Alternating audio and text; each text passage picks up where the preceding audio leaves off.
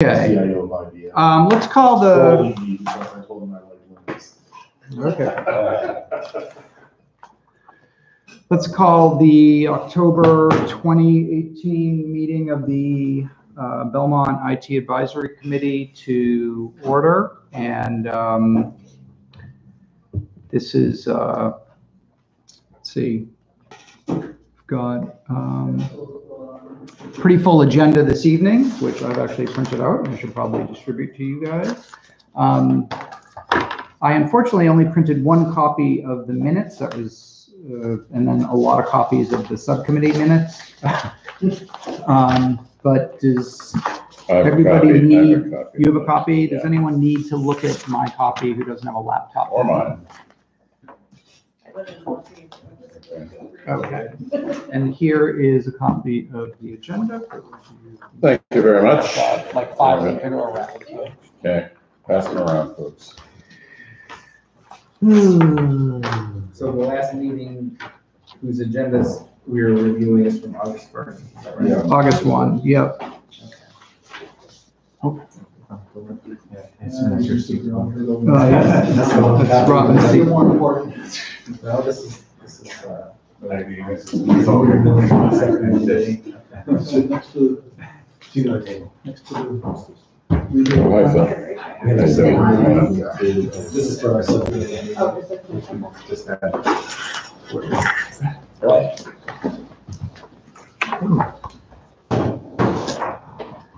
So Dave, you had sent around those minutes. And so if we could just take a second and review them.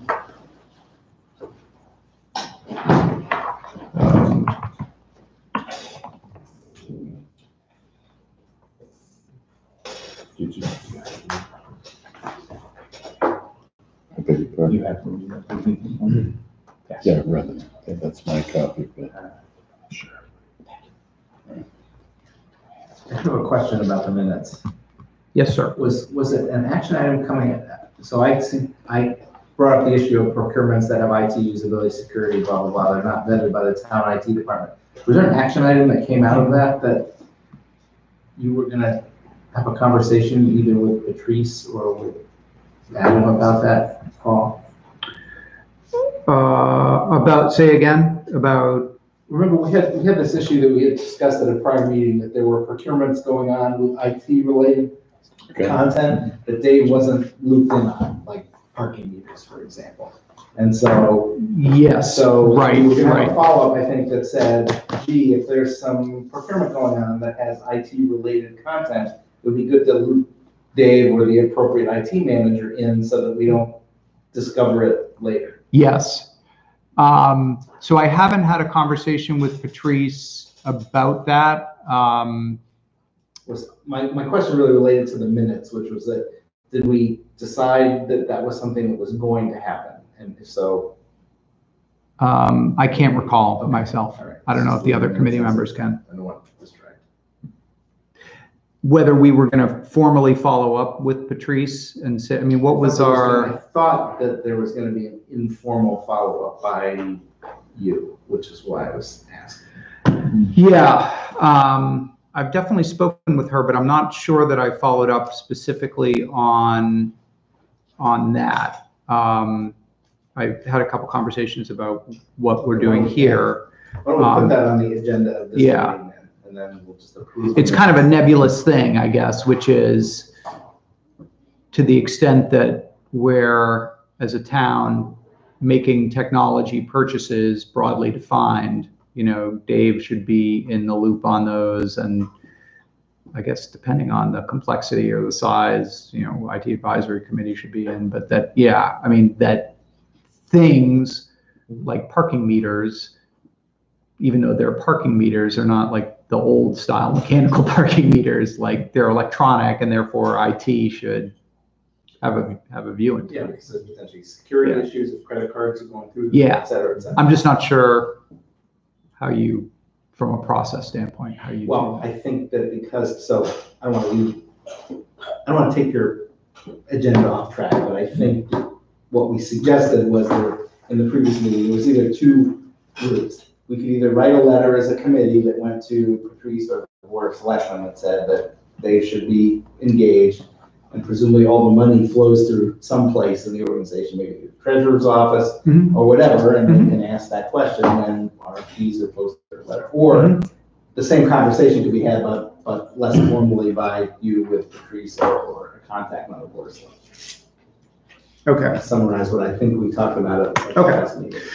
Well, we're gonna sort of, Patrice has asked for feedback on these from the committee on these items, and it would actually, it strikes me that might be a postscript or a, an addendum to that response back. I'll shoot her an email from. I actually thought that this was sort of the start of the process, even though these have been vetted by the town IT department, that it was the start of the process of, well, things related to IT that have significant consequences or significant expenses. Yes. Maybe it'd be a good idea to have another set of. I think Patrice is already operating on that premise, and obviously I think she's been anxious to leverage the committee's expertise around, like you said, large technology capital purchases. Yeah.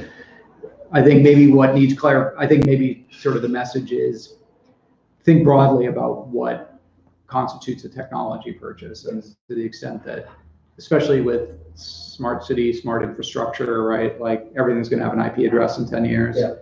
So, Dave needs to, these are all going to end up on his network one way or the other, probably. And therefore, right. Halloween, 365 days. So here we go. That's probably the addendum that we need. I don't know. Is that? Yeah, that's fine. Yeah. I think why don't we include that as a note in the. Yeah. Yep. In what we sent her for this. Okay. Okay. So do we want anything else on the draft minutes from our August 1 meeting, or no, sorry, June 20 meeting? August 1st. August 1st. Sorry. We got August 1st. August 1st. Yeah. Yep. Sorry. I have the wrong window open. The wrong window open here, people.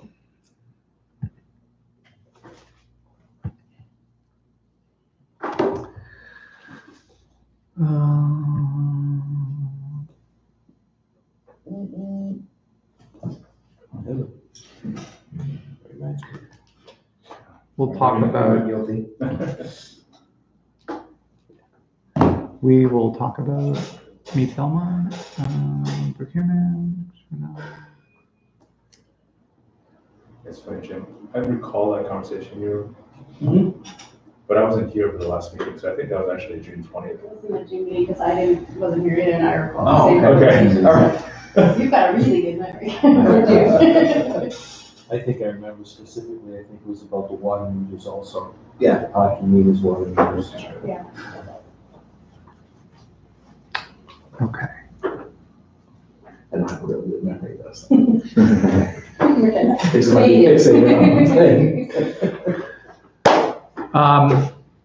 Are there any changes or corrections to the minutes? And so somebody want to move to adoption?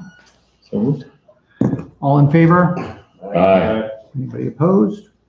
Okay, great. Minutes are adopted.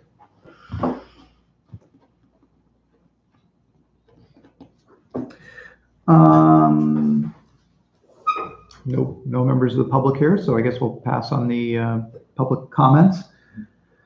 Okay. Let's see. On the why don't we move ahead to the kind of first item of business, which is the well, actually, hold on a second. Bring up my one copy of the other here. Well, on the printed version, you've got the nomination election of committee officers. Yep. One second. Okay. I think we've actually finally got a good quorum here. So it would be a good idea to finally elect our officers for I guess it'll be for the next year.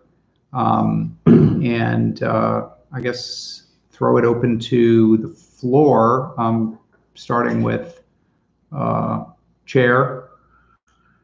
If anybody is interested. I nominate Paul Roberts. Well, I mean, you know, I am. You want to continue?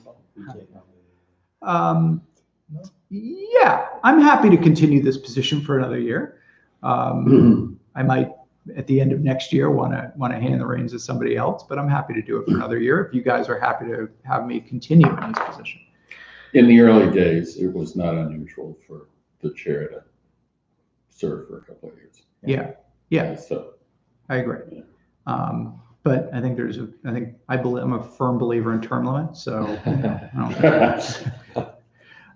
but I'm happy to stand and act as chair for another year. If you guys are happy with the job that I'm doing, I'm more than happy to do that. But also happy if somebody else wants to take the role too. I second the nomination. Okay. Do you want me to give a speech on my? Okay. Fourscore and 7 years ago. No. What I would say is I think we've made. I think this has been a really good year for IT Advisory Committee. I think we've done the fireside. We've done 3 of the fireside chats that have I think been a really great outreach to the community. And I think that we've got a new town manager who is very enthusiastic about the talent that we have here on the committee and very willing and interested in using us as a kind of, as I put it, like an internal consultancy for the town to help advise them, which is great. I think that our efforts to kind of broaden the scope of what we're doing and be less in the up in the hair of Steve and Dave and Robin who have a run pretty tight ships. All of them. Be an impossible thing, actually. has been basically pretty successful. I think in the next year, I think one thing I'd like to do is just start to synthesize some of what we've done in the last year, and both on our committees and subcommittees, and start to communicate that up to our constituency, which is most immediately the 3 boards that appoint people to us: Selectmen, School Committee, and Patrice, of course. Selectmen, School Committee, and Library Board of Trustees, and of course to our town manager. So we're going to do that with the 21st Century Government Subcommittee. We've got 2 polls out, well, actually only 1 poll out right now for town committee members, and we're going to have a separate one for the public. We're going to be able to put together a report by end of the year on technology use, both by government committees and then kind of the public sentiment around how they like to be interfacing with government, or how they do interface with government, maybe how they'd like to interface with government. Adam Dash has asked for a report on the online meeting owl, although I don't necessarily want the report to be technology specific, but just generally tell us what our options are in terms of making streaming meetings. I did talk with Jeff Hansel at Belmont Media Center about that as well, and I think BMC is willing and interested and able to step up and I think handle some of the stuff that we've struggled with in terms of who owns, who manages the technology, what do we do with the videos, so BMC might be in a good position there to help with some of the logistics of doing these streamings and then capturing the output and making it available. Some of the more traditional committees are televised, are they not, at this point in time? The main committees, the 3 main committees, which would be School Committee, Selectmen, Warrant, and not Capital Budget, and I think Planning Board, but I'm not 100%. I don't think every Planning Board meeting. But they're televised. I could be, I'm speaking here on, not on camera, but audio. I could be spreading disinformation, but I know it's Selectmen, School Committee, Capital Budget Committee, Warrant Committee for sure, and then it may be Planning Board, and I don't think Capital Budget Committee. So it's 3, but as we just realize there are, something like 70 committees in this town. I mean, there are like 50 of them.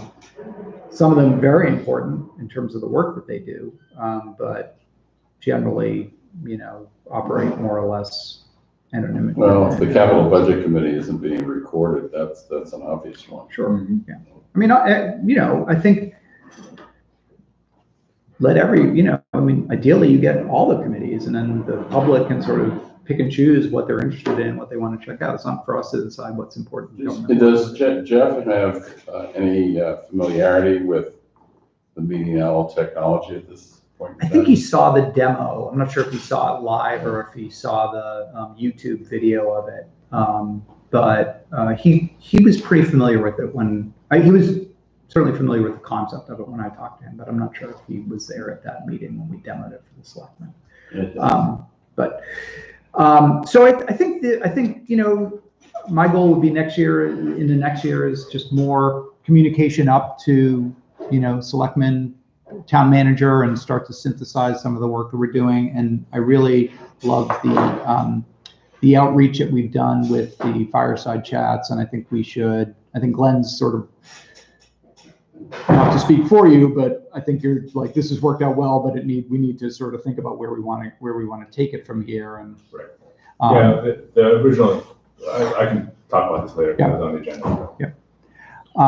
But I do think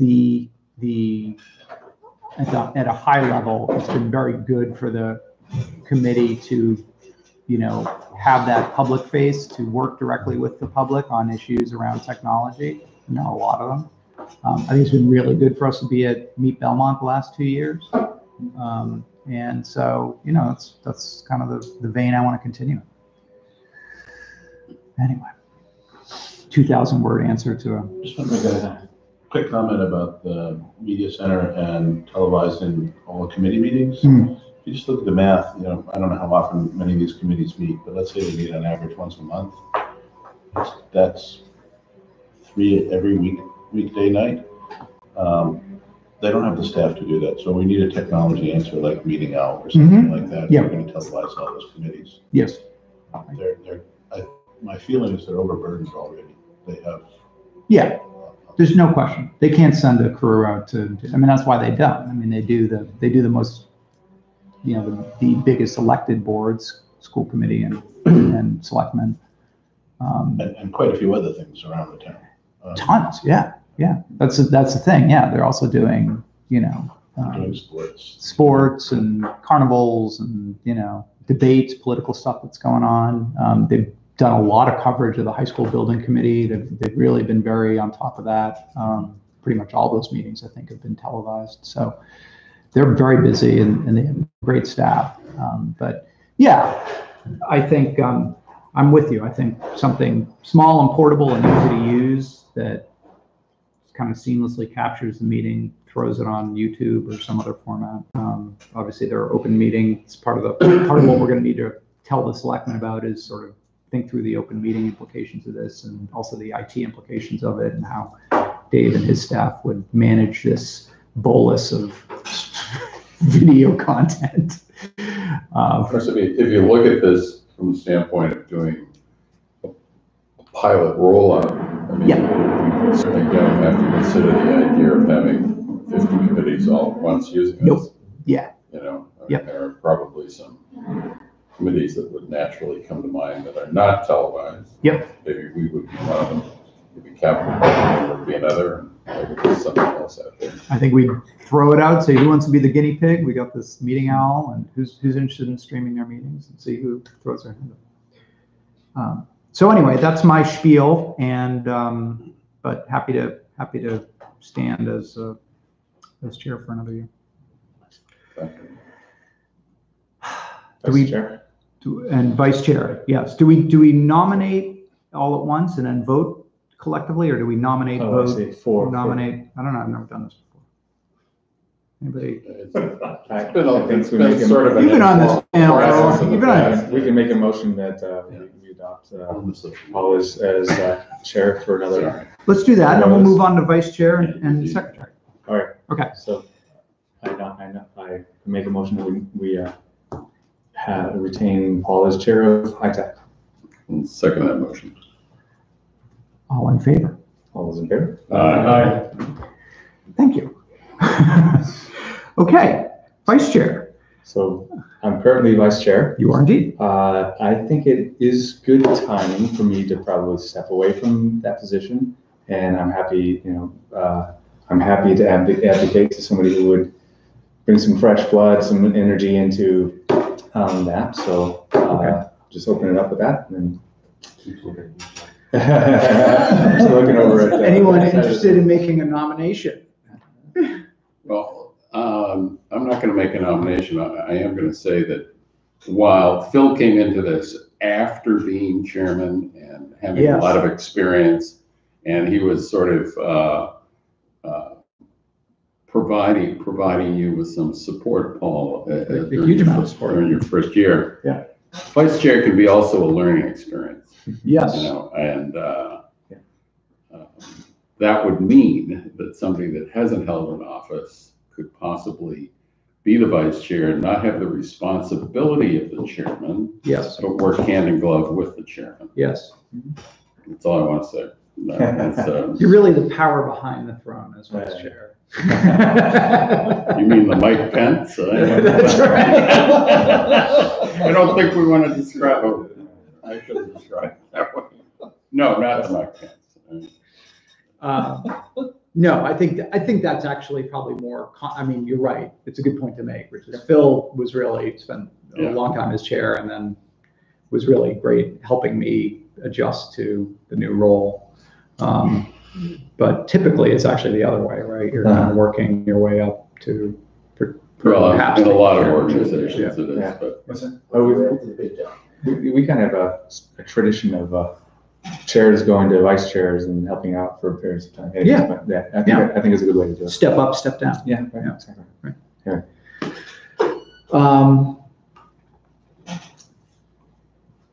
So, Glenn, would you be opposed if I nominated you to be vice chair? No, I would not be opposed. Okay. So I'd like to nominate Glenn Wong to be our vice chair for the 2018-2019 season. I'll second that nomination. Glenn, would you like to say a few words to the committee? Other nominations? Other nominations for vice chair. We don't want to battle Glenn for vice chair of ITAC. I think many of the other people in the room have already been chair or vice chair, so Yes. it's probably would be most interesting for the committee to have somebody serve on a plan or others that hadn't served previously. Yeah. I'm not gonna start one. Are you sure? I think we'll do a fabulous job. That means you still have to be our committee chair too, right? You have to do both. There's a lot of fingers, like, so all the speeches are sort of angled this way, it feels like. Yes. No, I'm happy to do it. I'd be happy to work with Paul and admire what he's been doing with the committee. I admire the work that Charlie and Phil and others have done for the committee, so if there's opportunities for me to learn and contribute, I'm happy to do it. I've been really impressed by the work you've done on Fireside Chats and on Meet Belmont. And, you've got amazing attention to detail and amazing energy. So you've been just a huge addition to the committee. So it'd be great to have you as vice chair. Yeah. No question about it. Okay, so why don't we, all in favor of, Any discussion on that? oh yeah, any discussion? Yeah. Anybody want to take issue with Glenn? Yeah, everyone kept looking at me, I can't self-nominate, so. I think you can actually. Yeah. The modest part of me would not. I think it's a great choice. I agree. And happy to hear there are no Kavanaugh hearing jokes inserted into the discussion. That's Well, we could. yeah, exactly. So all in favor of Glenn serving as vice chair of the IT advisory committee? Aye. Any opposed? None? It's unanimous. Glenn, welcome aboard. Thank you. All right. I'd like to nominate Dave Goldberg for secretary. No. Second? Second. Well, hold on. Dave, I'm happy to continue. are you? Oh, that is wonderful. You do an amazing job. Yeah. We'd be lost without you. We would be lost without you. Are there? Has there been anyone other than Simpson and me, Charlie? I honestly, I think there, at the very, very beginning, there was, but then Simpson, this is a character from Simpson history. Garfinkel. Yeah, not all of Yeah. you know, but those of us who know him, it's hard to forget him. Right there. No, I think effectively it was, we did somehow very, very early when I was chairman, we somehow, made the notes, but it didn't become an electronicized event until Simpson took it and then you took it.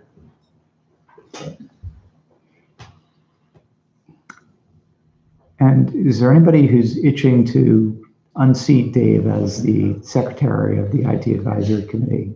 Who Well, now we probably shoot him. they could do a better job than our esteemed secretary. Serving at least 5 years, if not longer.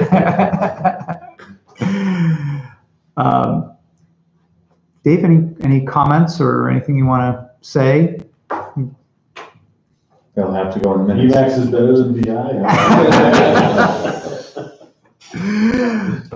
Indeed. Okay, all in favor of Dave as our secretary for 2018-2019? Aye. Any opposed? None.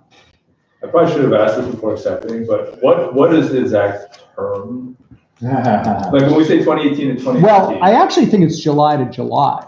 Is that right? Or do they? I mean, we as a committee haven't really. We've just sort of, as the time comes for new blood and that we kind of bring it to the attention of the committee and In perpetuity. yeah, in perpetuity. Yes, right. No. That's right. It's a good question.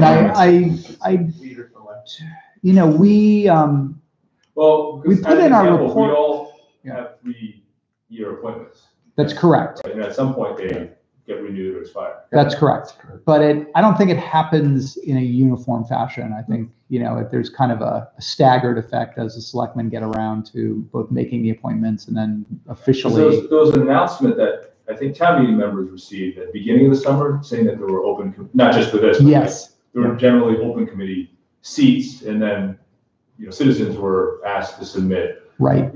interest in joining, and then they would sort it out and make appointments, I think over the summer, if I remember. That's correct. And I think that's when I started, right? Yeah. Cheryl, you and I started sort of summertime, does that sound about right? Someone started in January, but I'll double. Yeah, because committees make their reports at the end of the year. My guess is they do the appointments kind of in Q3, Q4, but it might. Yeah, I was notified of your appointment well before the term started. Yeah. I remember that much. So maybe, I don't know, maybe they actually certainly start true. with the calendar year in January Yeah. and go January to December. It's better than I do. But considering I'll follow that that. you continue to serve kind of even after your appointment has expired, just, Okay. then But Glenn, Kinda it's get too late, you're already reappointed. vice chair. it all becomes very fluid. Should have read the 5 kids. I know.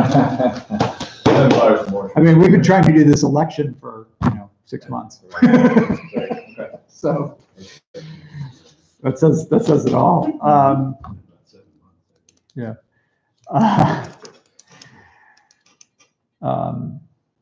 So yeah, and you and I why don't we do a coffee and talk about, and with Bill, join us, 3 of us, and talk about kind of how to move forward. That won't be a quorum, right? That will not be a quorum. 3 of us is not a quorum, but if you came, it would be a quorum. Okay.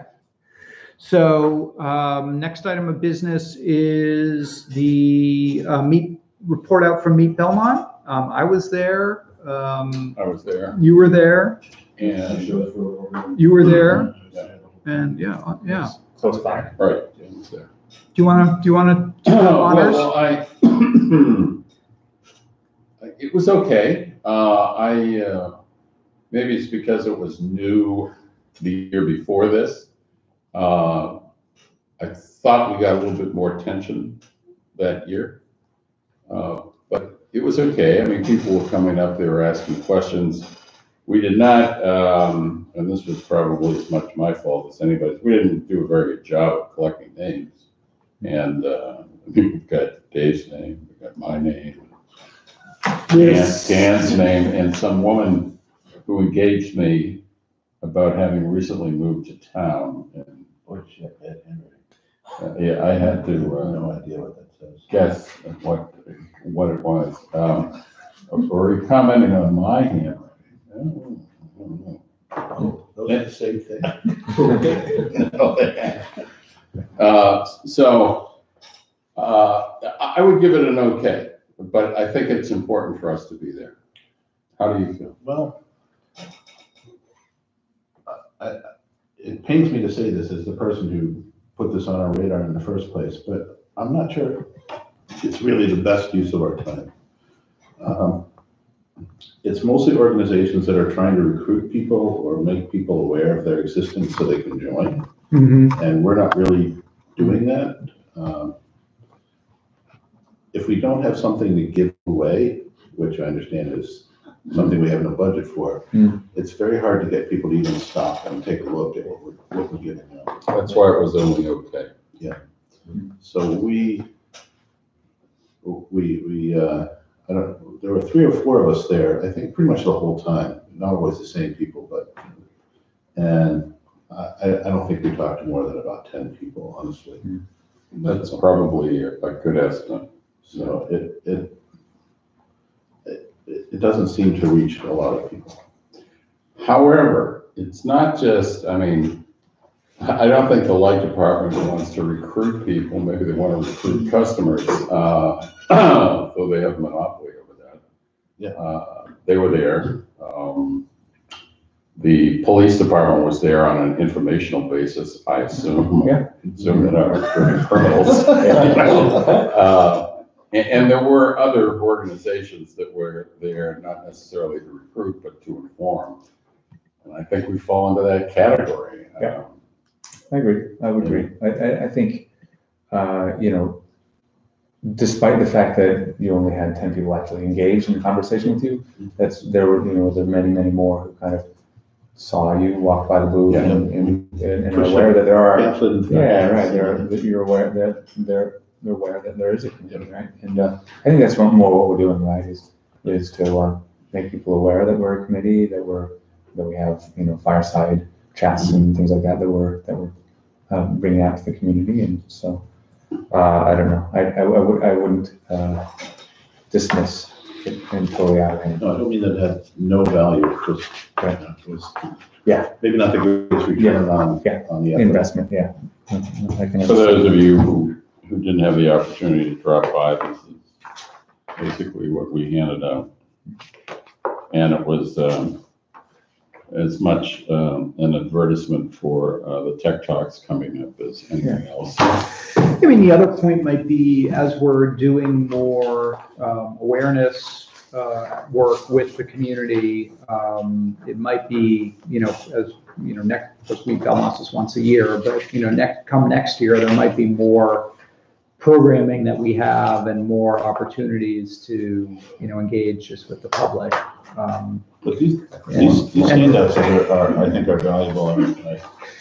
Or not, but so there might be stuff to promote. There might be opportunities for people to engage with the committee. I mean, in general, you're right. We're here to serve the town government and town committees, and so there isn't as much of a we need gobs of volunteers or gobs of new members to keep ITAC going. Is there anybody at MeetBelmont that is the guru of the town website? So as you were saying that, I was thinking, because if there's not, that might be a role that we could take on next year, because there's a lot of services for the town accessible through the website. And nobody else does that. Kind of point of contact and just say, here's a whole bunch of resources about the town that we can introduce you to. Yeah. Are you at MeetBelmont? You're not there. Because we're internal. Yeah. The selectman's office, I don't know if they go or not. Do they? Patrice was there. Town computer was there, and he and Dash switched off. So yeah, selectman had a table. There was a selectman representative sort of circulating, even Senator Bransberger was there for a while. But Patrice was there, I think she was sort of standing behind the police table. Next to the police station. Sorry. Maybe that was not symbolic, it's just, there wasn't any other place for her to stand, but she was definitely there. I think I'm sort of imagining you could, I mean, in an ideal world, you could even have like a flat screen monitor that had, you know, that Have a demo has station. a town website and a kind of demo station. Yeah. Because the I think it's a great idea. high school building committee did something Yeah. like that. I right? think They cut, of course. They sucked up all the attention. Yeah. Yeah. They had a model. We didn't have a model. Well, they had But that might be a role we could play next year, because it might, for a lot of people who are new to town, they don't know maybe what services are available, what information. That's a very good. Well, the admins to the website are in that office.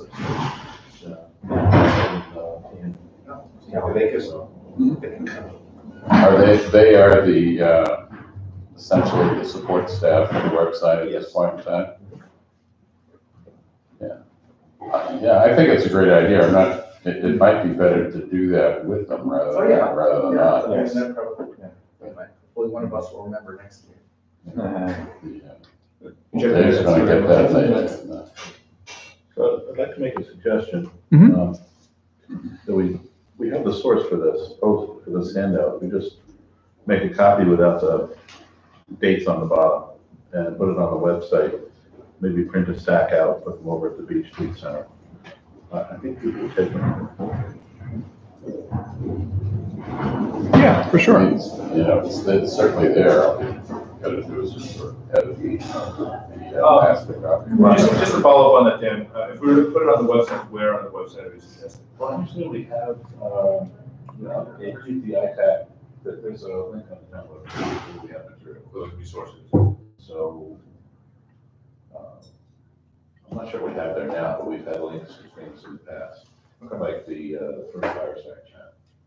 Okay. Not sure what happened the same. Well, yeah, I mean, I think I had a source, so I could do that. Okay. So the suggestion, just to reiterate, right, remove the sort of advertisement at the bottom. And just everything as it is, so that way when we have something new, we can just put it right in there without moving it around. Yeah. So I can post that to Matt asked what you're saying? Yes. And ask him to put it in an appropriate spot. For the Beach Street Center, did you want a printed copy? Because I still have the paper you left me with for this stuff. That's fine. If we have a paper and we can print it out and it doesn't cost you anything, then Yeah, it's easy. we can just run that over and give it to Nob. Yeah. We won't have to spend any of our own. Yeah. On Okay. Do you have a suggested, does anyone have a suggested number of copies of And not as many as you made for me. No. By the way, are we posting on the town calendar, or can we post on the town? So I'll take I'll fill in. I did submit it to the town. And actually it's not this, I'm actually thinking about the advertisement for the talk.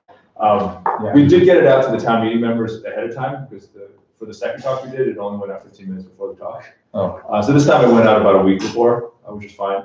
I also asked for it to be submitted to the town calendar.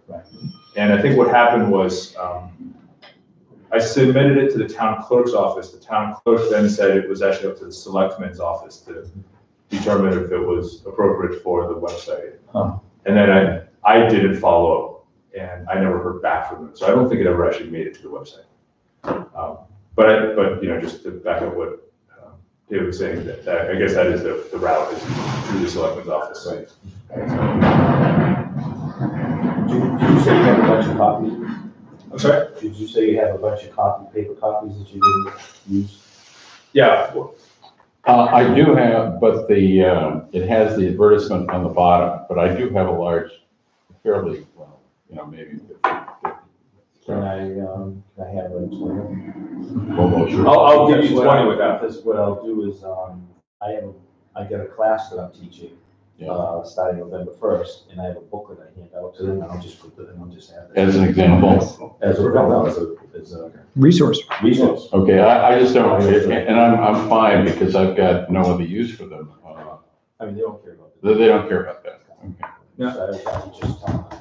So you, just like we do, Tips. dropping by your office, would that be? Sure, that's fine. Yeah, when's this gonna happen? It starts November 1st. Oh, a lot of I time. need- So I need like the week before, so I can books that I need. Okay. No, I'll drop it by your office. I might even give you 25. Okay. That's good. I like it. All right. What about if we're gonna go this route, putting a stack across the hall in the town clerk's office? And then if we really wanna go this route, getting them inserted into the electric bills? We, We would have to pay the electric department to do that.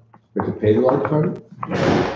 Is that a new policy? No, I don't think it's a new policy, I think it's a policy all along. So there's a small amount of space on the bill where we can insert messages of public importance, and the light department has been willing to do that in the past. But everything else that goes in those envelopes, why am I saying this? Robin knows this better than I do. I don't handle light department billing. The billing is actually done by a third party, so it's contracted out. Yeah. So they charge the light department for putting things in the envelope. So if we put another piece of paper in there, somebody has to pay for that. Okay, that's your Whether the understanding? light department That's my is willing to do that or not, I'm not sure. Yeah, they may actually, light department might subsidize perhaps. Because the light department is another town department is interested in improving cybersecurity within the town. Yeah. And, you know, there were efforts within the light department to make sure customers are aware of that as well, so. Well, one thing we How can much do it there is, costs and all of that, I have no idea. because so we had actually, the reason Dan knows all this is because we actually use that as one of our communication channels for, I think, our second fireside chat. Yeah, Robin facilitated that, hooked me up with the guy whose name I've since forgotten, but I still got it in my contacts. Yeah, it was a negligible amount of money for every flyer, like 5 cents or something. Adds up. Yeah. But to your point, that this is something that the light department has as like, you know, it's along their mission, or it's something that they think is a priority. One thing we could do is actually offer up the content, right? You know, here's the text, right? And if they want to create a flyer, they can just cut and paste that into whatever form factor they would want to deliver it in. So the light department does do a monthly insert of the bill and information and about electricity, you know, if they had this information. Don't they have a newsletter? Yeah, the newsletter, those are the bills. Yeah. Okay, because the newsletter might be an appropriate venue if the light department thinks so. Yeah, but if you've got space. It's one of many things I don't control now. Okay. So is there an action item for someone to send this to the light department, see if they want to include it in their newsletter? Sounds reasonable to me. Anybody want to volunteer for that? I'm happy to reach out if you tell me who the person is. Yeah, I'll You can email it to me. find it and I'll send it to you. And I'll get you the raw copy. Exactly. Great. The guy there would be Aiden Leary. Aiden Leary. Aiden Leary? The one that handles the communications. Okay. Can I get a? Yeah, I'll send it to you. Copy too, because I'll post it on my page. Perfect. Okay. I have a sidebar. If you happen not to be in your office, who should I give this to? I know you're good at staff. Oh, you can go to the office across from mine, which is the staff, the rest of the candidates in there. Anybody? Anybody who's in there. Okay, any other thoughts on Meet Belmont? Sounds like we should maybe take our temperature next spring and see what's going on within the committee, and then whether we feel like there's value to be had for us being at the next Meet Belmont. Well, I'm open to it. don't get me wrong with my characterization of that as being okay. I think it is I personally think it's valuable to be there, and since I've done a couple of them now, you and I may not totally agree on this, but I tend to side with Phil that, just being visible. However, that said, having a mission there where we're actually providing information in a format like, a demonstration of something on a monitor might help to bring people to the table.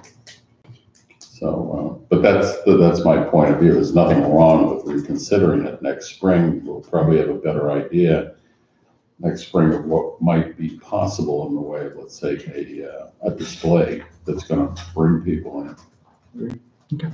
Town website is a good idea, if nothing else. Right? Yeah, I would say so. Glenn, do you want to do a quick update on the TechTalk? Sure. That happened in September? So I think it was 2 Thursdays ago, or almost 2 Thursdays ago, we did our third TechTalk. We changed the name from a fireside chat to a TechTalk to reflect the change in format we were experimenting with. So the first 2 were meant to be more conversational, sort of you see 2 or 3 people on stage chatting. For this one, we decided to do it more as a formal presentation. So we had a podium set up. We had 2 speakers come up with set presentations, each for about 20 to 30 minutes. And we chose 2 different topics. One was on fake news, and the other one was on artificial intelligence. So it was also a slightly departure from the cybersecurity, which we focused on for the first 2 talks. And we were very lucky. We had great speakers. We had Dr. Brian Loyal. He's local in Belmont, and has also done a lot of work in artificial intelligence as a PhD from Carnegie Mellon. But recently has been working on a startup with this idea of how do you mitigate misinformation and disinformation. So he actually gave a presentation all about what that really means, right? What is information, disinformation, what's misinformation? Why is that more of a problem now than it has been before, and why sort of it's getting worse? Following that conversation, we had a very short Q&A. We then had Dr. Guillaume Wei, who is a professor at Harvard, joint appointment in electrical engineering and computer science, who actually is focused on a holistic approach to artificial intelligence. And he gave a very sort of, I would call it a lay talk, public talk about what artificial intelligence is, and then all the way up to, without going too deep into his own research, which is great, because he really focuses on the combination of artificial intelligence on edge devices, meaning things like computers or phones or devices. And his research is really about embedding that artificial intelligence onto chips itself, right? Because of the processing gains and the speed of response. So again, really nice presentation from him. We ended up running late, and just based on the temperature of the room, we opted to let that happen. We probably went till from 7 to about 8:15, but we did start a little bit on the late side. And the only downside of these talks, I would say, overall, was that it's just been challenging to get attendance. Right? And so for this thing, we had probably about 15-ish people. If you don't include some of the committee members. I was saying at 15 to 20 probably. Yeah. Okay. And we've sort of used the same format of outreach that we've used for all of the talks. It's a combination of public. We had 24. Okay, about 24. We had public announcements in places like the Beach Street Center, through the town clerk's office to the town meeting members. We had the library. Mary Carter there has been a great partner for us. So she helped to do some of the graphic design and also use some of the library resources to make sure that we had signposts on Concord Ave. We also had from prior talks a list of about 13 residents who had gone to previous talks, so I made sure to outreach there. And then in the past, we actually posted to Will Brownsberger's website. I did some posting, but I don't think it ever made it out of draft mode or something. So I didn't have a chance to follow up on that one either. But I did submit. And then I think, Dan, did you get through to some of the listservs and such as well? So the listserv was unresponsive for some reason. But I did the Facebook group. Actually, a bunch of the town Facebook groups apparently were somehow flagged or something as being, dead and on the Facebook cleanup stuff. So there's still a couple that are pretty active, and I posted there. I posted on Nextdoor, which didn't get as much response. I think maybe Nextdoor has gone past, Apogee or Perigee, one of those, which is getting a little spammy now, so people aren't paying as much attention to it. But whatever we're doing, It's not. ad hoc as it may be, it seems to work. I think we had more people there this time than any of the other ones. And I was actually worried because there was something on television that a lot of people were watching that night. And when it was 6:55, I was afraid we were gonna have nobody. We were just gonna record it and put it on Belmont Media and hope that someone watched it eventually. But And sort of they flood through the doors and all that. the flood may be the wrong word, but they showed up. Right. And there's also a lot of traffic for some reason that night too, so I think that impacted it a little bit. So What did Mary think? I mean, I think she would think that 24 or 25 is pretty good compared to other things that happen there, right? She was really pleased. Her comment to us was if we wanted to get more people, we have to offer food. So that would be the only That's real right. No, next step to that's get true. more. Pizza and talk, definitely.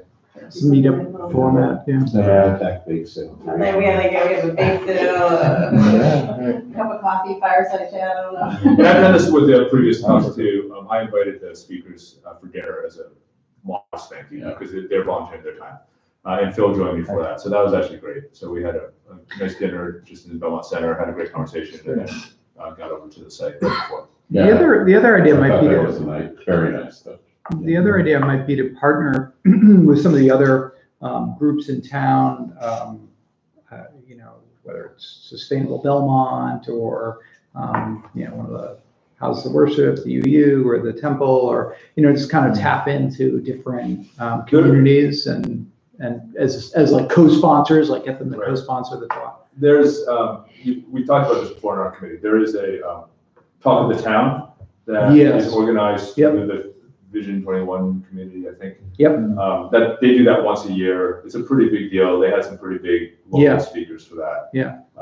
So we approached them and asked them if they were interested in partnering on that. Now again, our timescales and our scope was much smaller and faster than than they were. They were like thinking way in advance, and we're like, oh yeah, we want to do this in 2 months, and they're like, no way. But that may be a group that we could partner with. And again, as I think you alluded to. When we had started in this subcommittee, our goal was to do 3 of these talks, right? And then reevaluate at that point about what we wanted to do, bring it back to the larger committee. And so, in my mind, at least, we hit that goal. I think we were successful in, at least showing that it's an interesting concept and that there was, appetite for it. And so right now it's sort of up for grabs what we do with it next, right? And I'm happy to talk about it here in this committee, or we can also address it in our subcommittee when we meet in a few weeks. So, couple of thoughts. The police give talks like these, right? And how well attended are they? And Kristen Daly has done that. She does it as a public service. Cybersecurity kind of things. How do they get the word out? Do we know? I think they do it through the library and some of the community activities. She did one at my church, so it was actually just for, it's the Episcopal Church here. Comment. That's the only time I'm aware of, but she must do it elsewhere as well. I've seen it at the library and also at the senior center. So I wonder if it's worth kind of tapping them on what was effective. And the other thing is that I don't know where we keep sort of our knowledge of what's working for us. I mean, because it seems to me that the other committee might want to do something similar, and what worked for you, what you found effective might, or the list. You may not remember the next time what everybody that you contacted for. Is it worth kind of? Yeah, I mean, obviously we're still here, so we can share that verbally. In our minutes, we also at our last meeting we actually outlined who was doing what. For our outreach, so that's a nice little to-do list. Right? Yeah, that's what I'm thinking. Is the to-do list? Can we keep that somewhere so we can? Well, is there public record? Well, I think one of the key things is something I have no control over whatsoever, which is try to pick a night when there's nothing else going on. Right. And doing that 2 months in advance is hardly difficult. Definitely no Patriots, man. Do not go opposite Patriots. Okay. So I think our subcommittee needs to regroup and figure out what's next. But again, I want to thank the other committee members. I think again, it was a good team effort. It was something that I think we're pretty happy to pull off. So. Well, congratulations. Yeah, we should also thank Jim, who's not here. Yes, there is. Yeah, right. So in terms of the police, right, because we did try to partner with the police at the very beginning, and that's how we started working with Jim Sacruzza. Yes, right. Right. So he was actually one of our speakers for the first two, and decided to actively participate in our study. So, put in the minutes, we thank Detective Syracuse.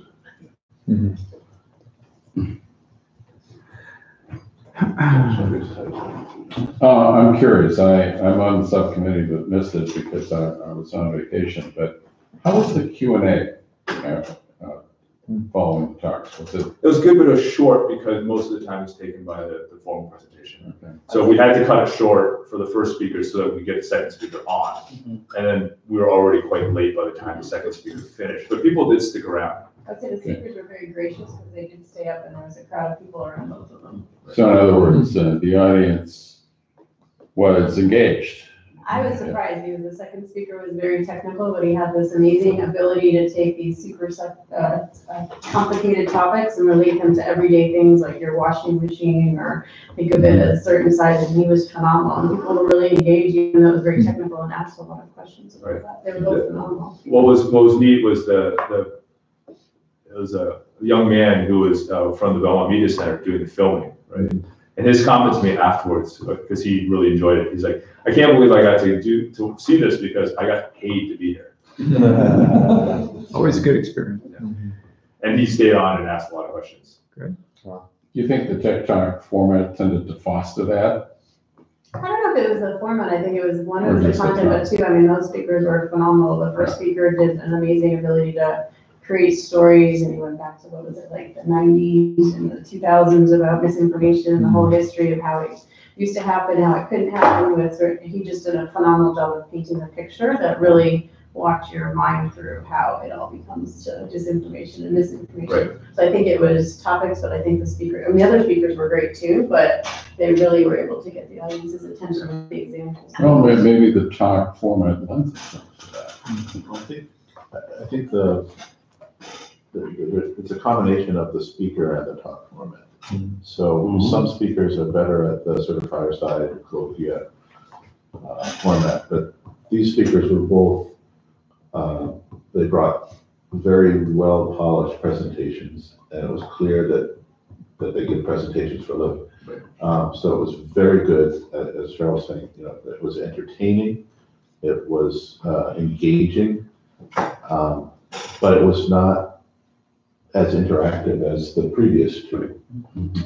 Right. So it's funny too, just as a side comment, I've certainly been in touch with the speaker since, and the professor from Harvard, Gu, was saying that that's actually a talk he hasn't given very often, and he needs to practice it better. So he was actually thankful for the opportunity to come and practice it, and he was already thinking about ways that he could improve it. Did they have visuals?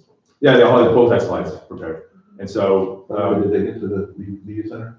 I forwarded to you, so I did not do anything else. I was hoping that you could take care of it, and I haven't heard back from Brian yet. So Gu forwarded me his slides. I forwarded them. I forwarded to you, but I didn't get Brian. I haven't got Brian's yet.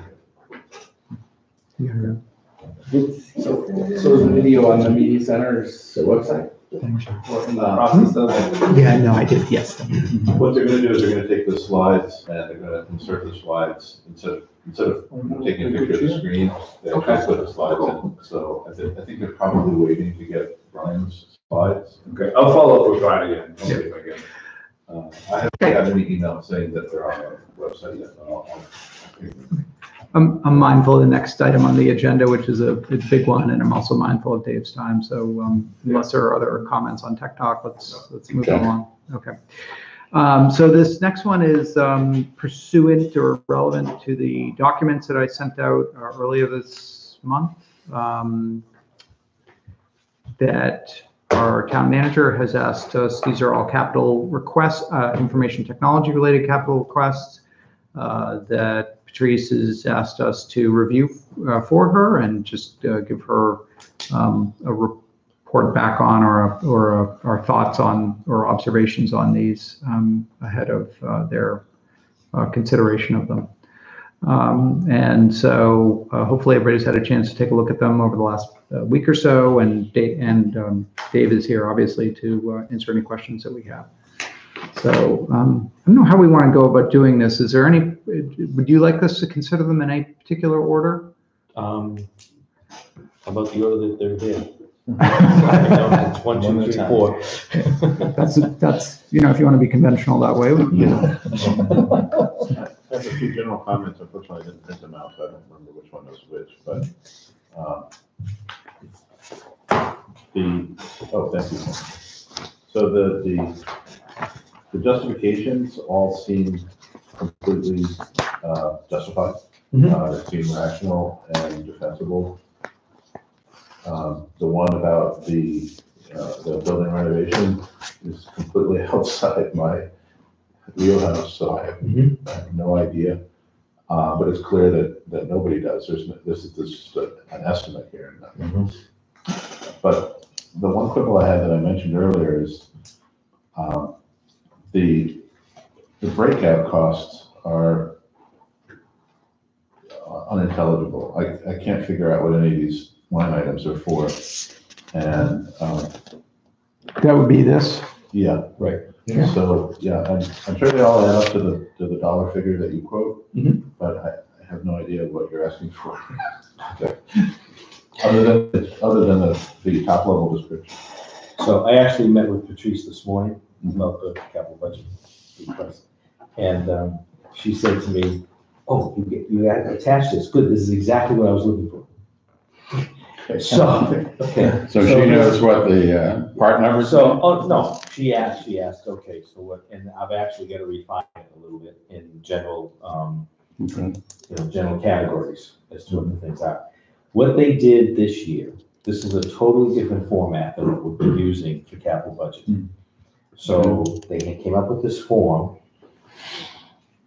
to keep it as brief as possible, and then what we do is we meet with the town administrator, and then she'll go to capital budget, and then come back and we'll refine what information is needed, and then we'll meet with capital budget committee and discuss the whole thing. So this is just the first step. So this is just the first step.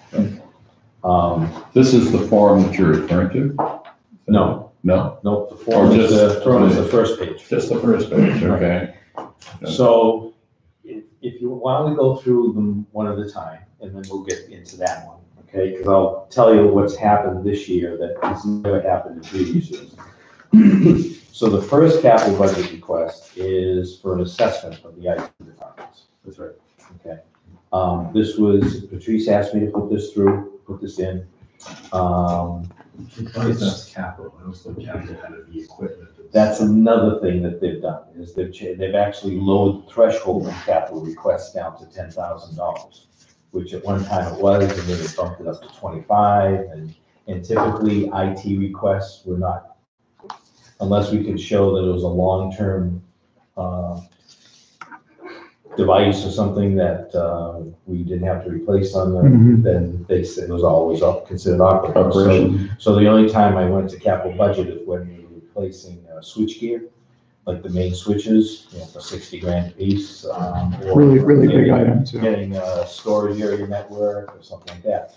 Not servers, not PCs, none of that. So anyway, this first one, it was, she wants to understand that, okay, why do we have 5 IT departments? And is that efficient use of IT staff?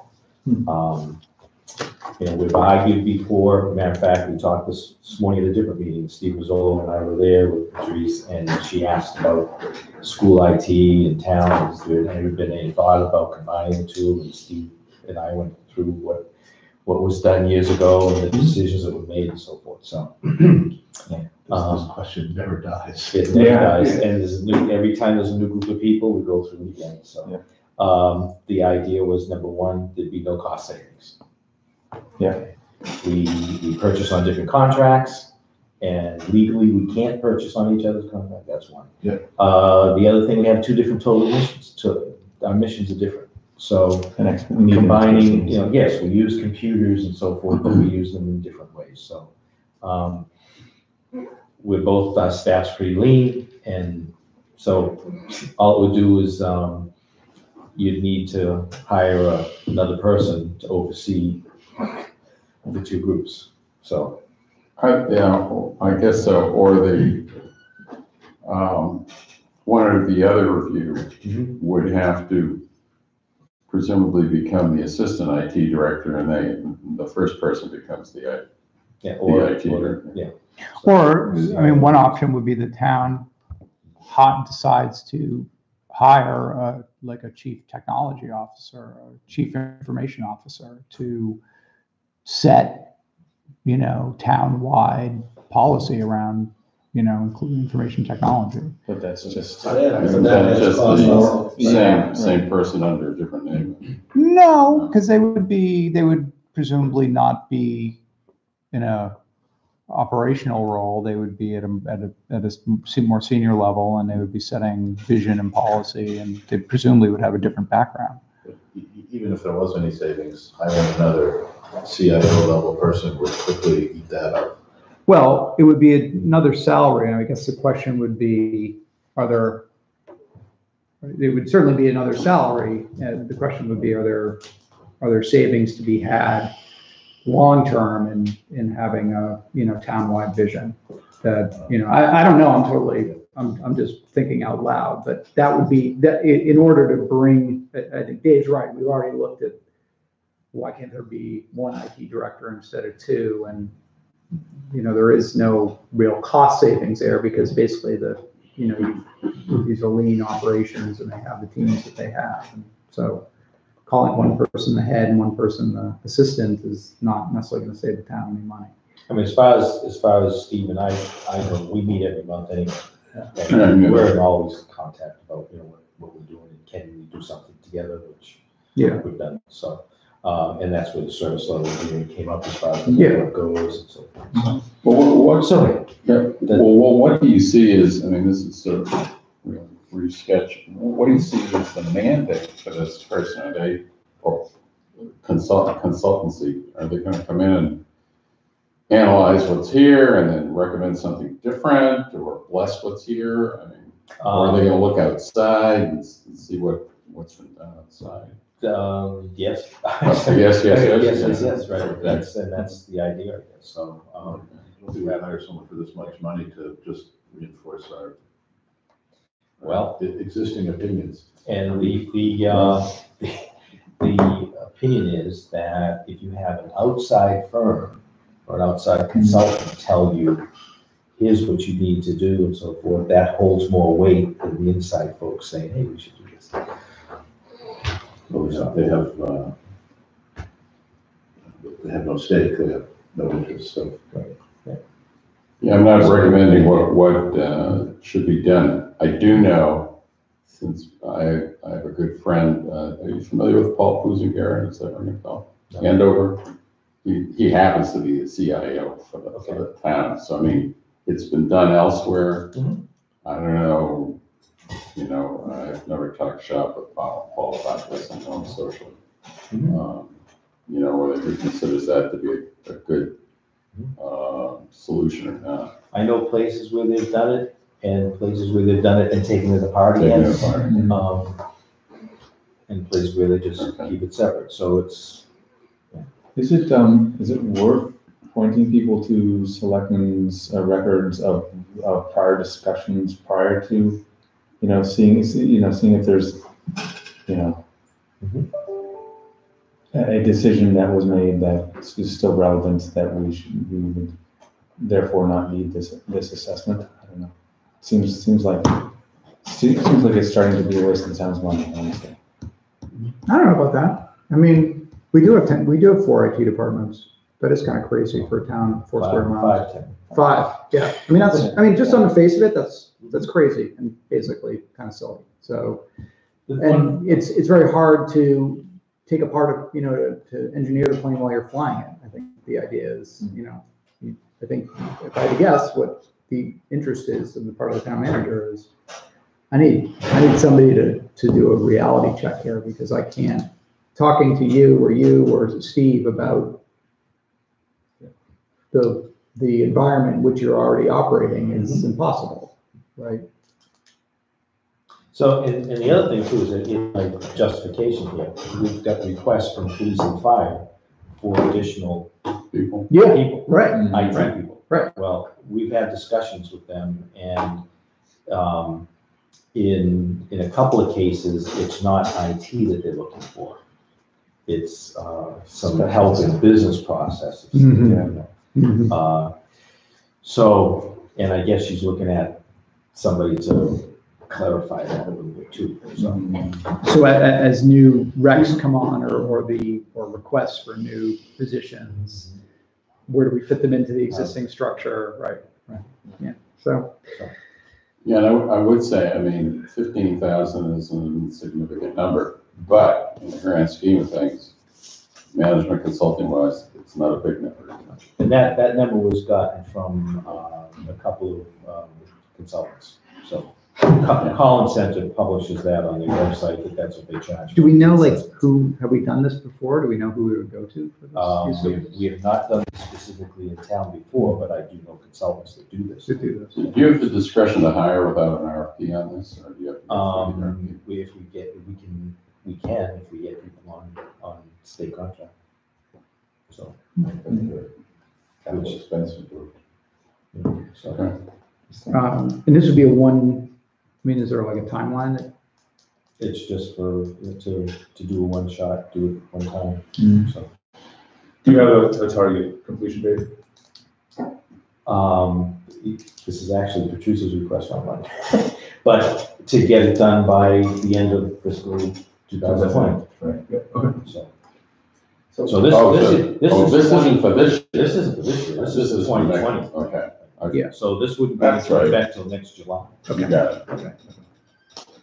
And then one other thing too, because I read this as part organizational, right, which we've just been talking about, but also it looked like there was potential operational, right? Because when they say operational efficiency, you can take that a few different ways. Did you imagine that this might be architectural in scope? I don't know. Okay. No, I don't think so. And then ultimately, would the audience for this be the town administrator? Like, who ultimately is the person who signs off on the report? The town administrator. Yeah. Okay. So next, do we want to do? What is the ask here? Are we asked to just review and provide comments if we have any, or Yes. do we have any comments?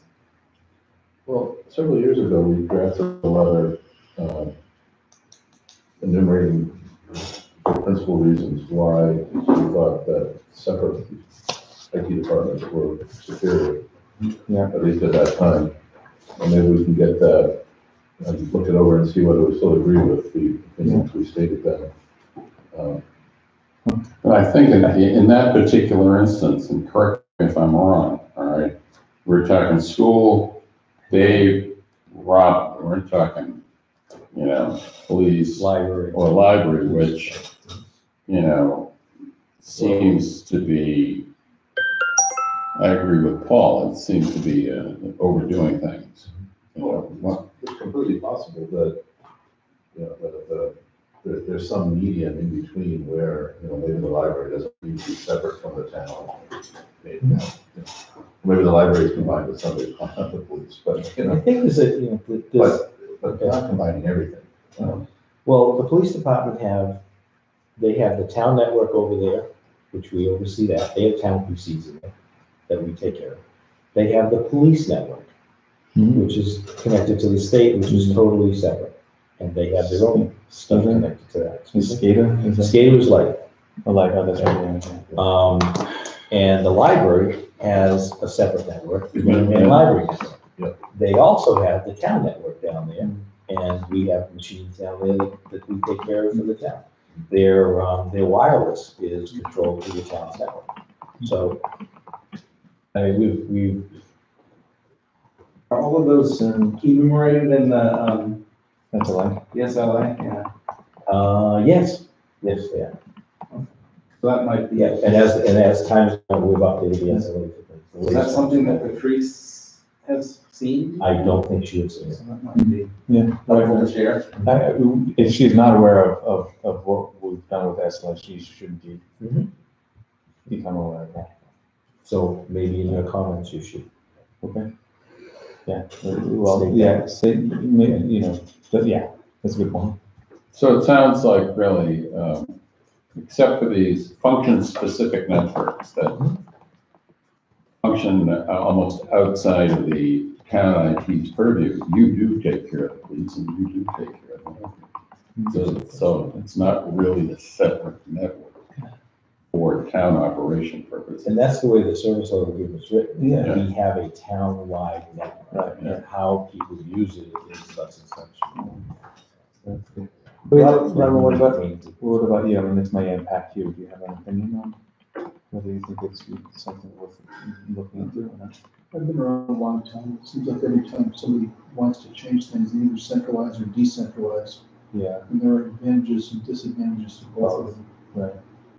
A lot of the stuff that the light department does are custom systems like the SCADA system and like the metering system that they're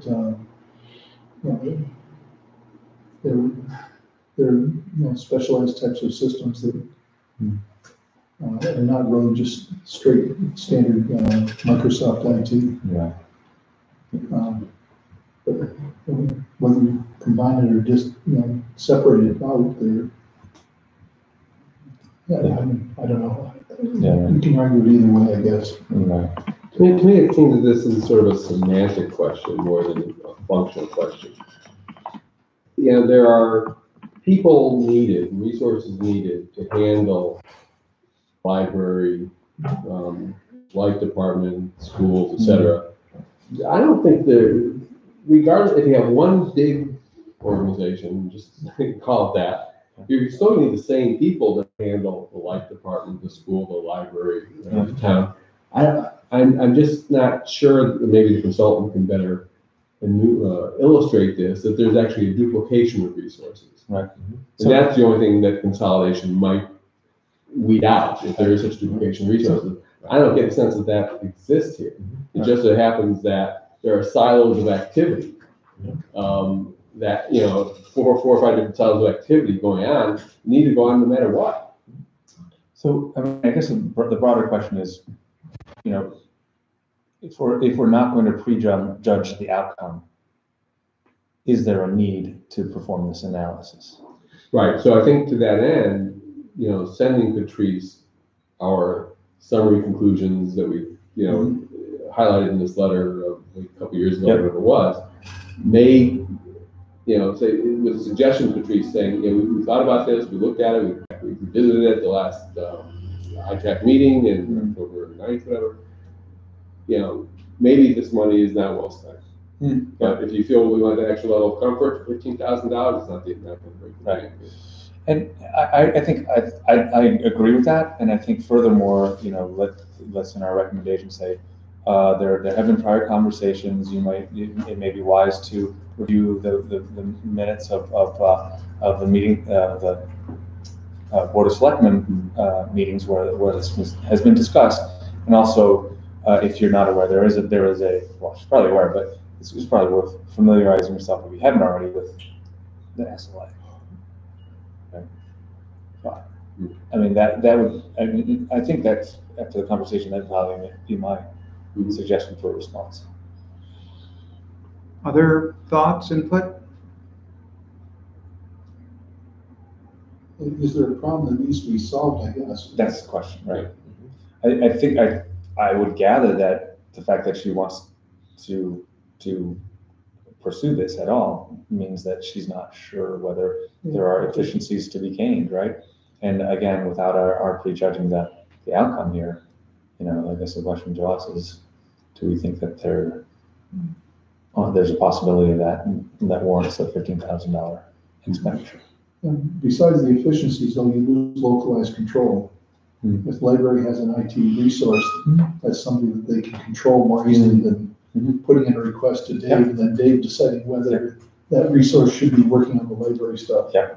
So, Agreed. that's one of the, like I work at the light department, so if there's anything that needs to be done, then I'm there to do it. Right.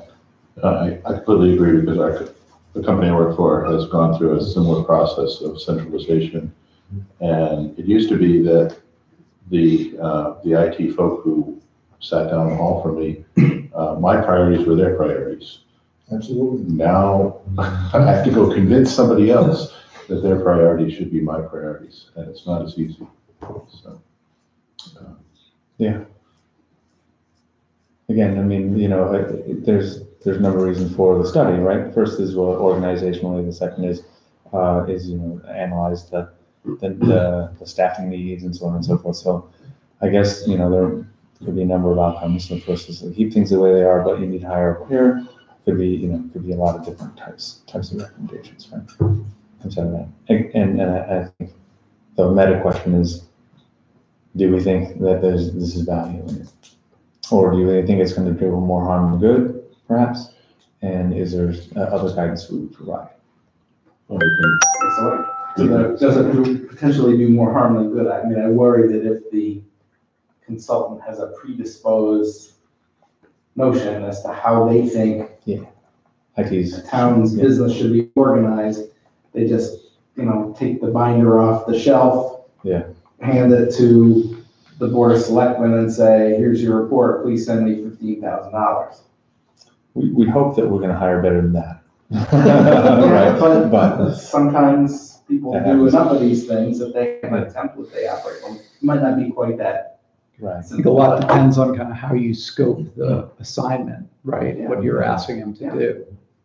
And not all towns have a municipal light department, for example. For so sure. There's some variation. Every town is different. Yeah. Including Belmont. So given that there's like 4 other questions. Yeah, I know. Yep. I know. This is the low dollar. The easy one. This is- What sort of There's so much history behind this one. Produce it and then move on. Yeah, that's why I kind of wanted.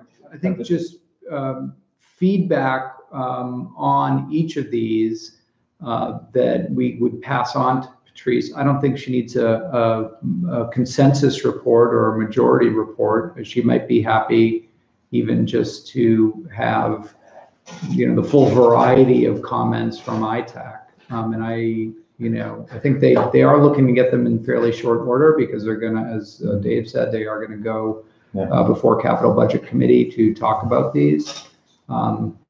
Is it okay for us to tell her, well, can you just read the minutes and you can read the discussion? I don't think that's The minutes are not a transcript. I couldn't keep up with Okay. that. Yeah.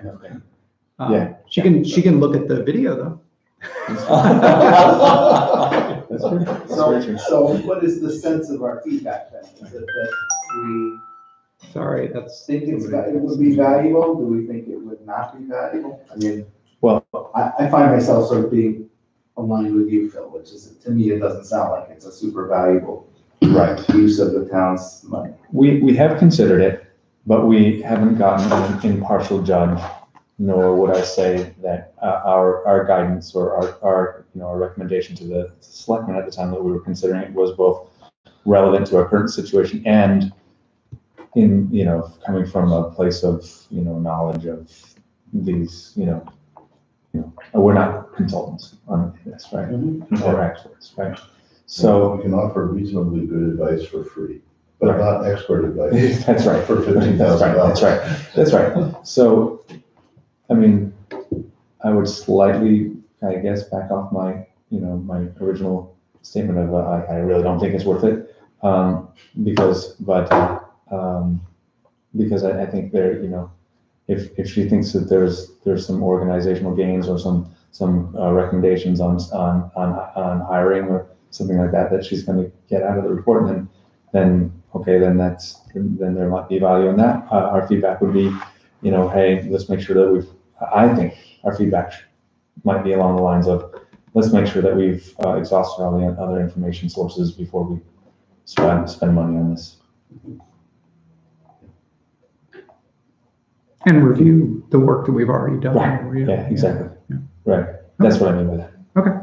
Do you want to move on to number 2? That's the fiber? And Oh, this is an easy one. This is just one I said. Yeah, I'll take it, yeah. Yep.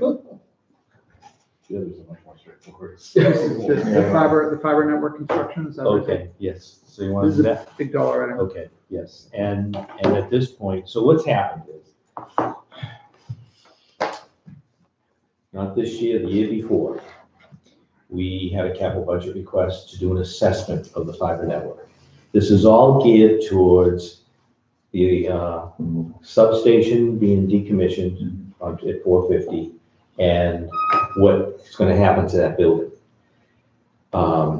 We've been talking about this with ITAC since I went back, since 2006. There's actually a letter sent to the selectmen in 2006. Another letter was sent, I think, in 2010. Yeah.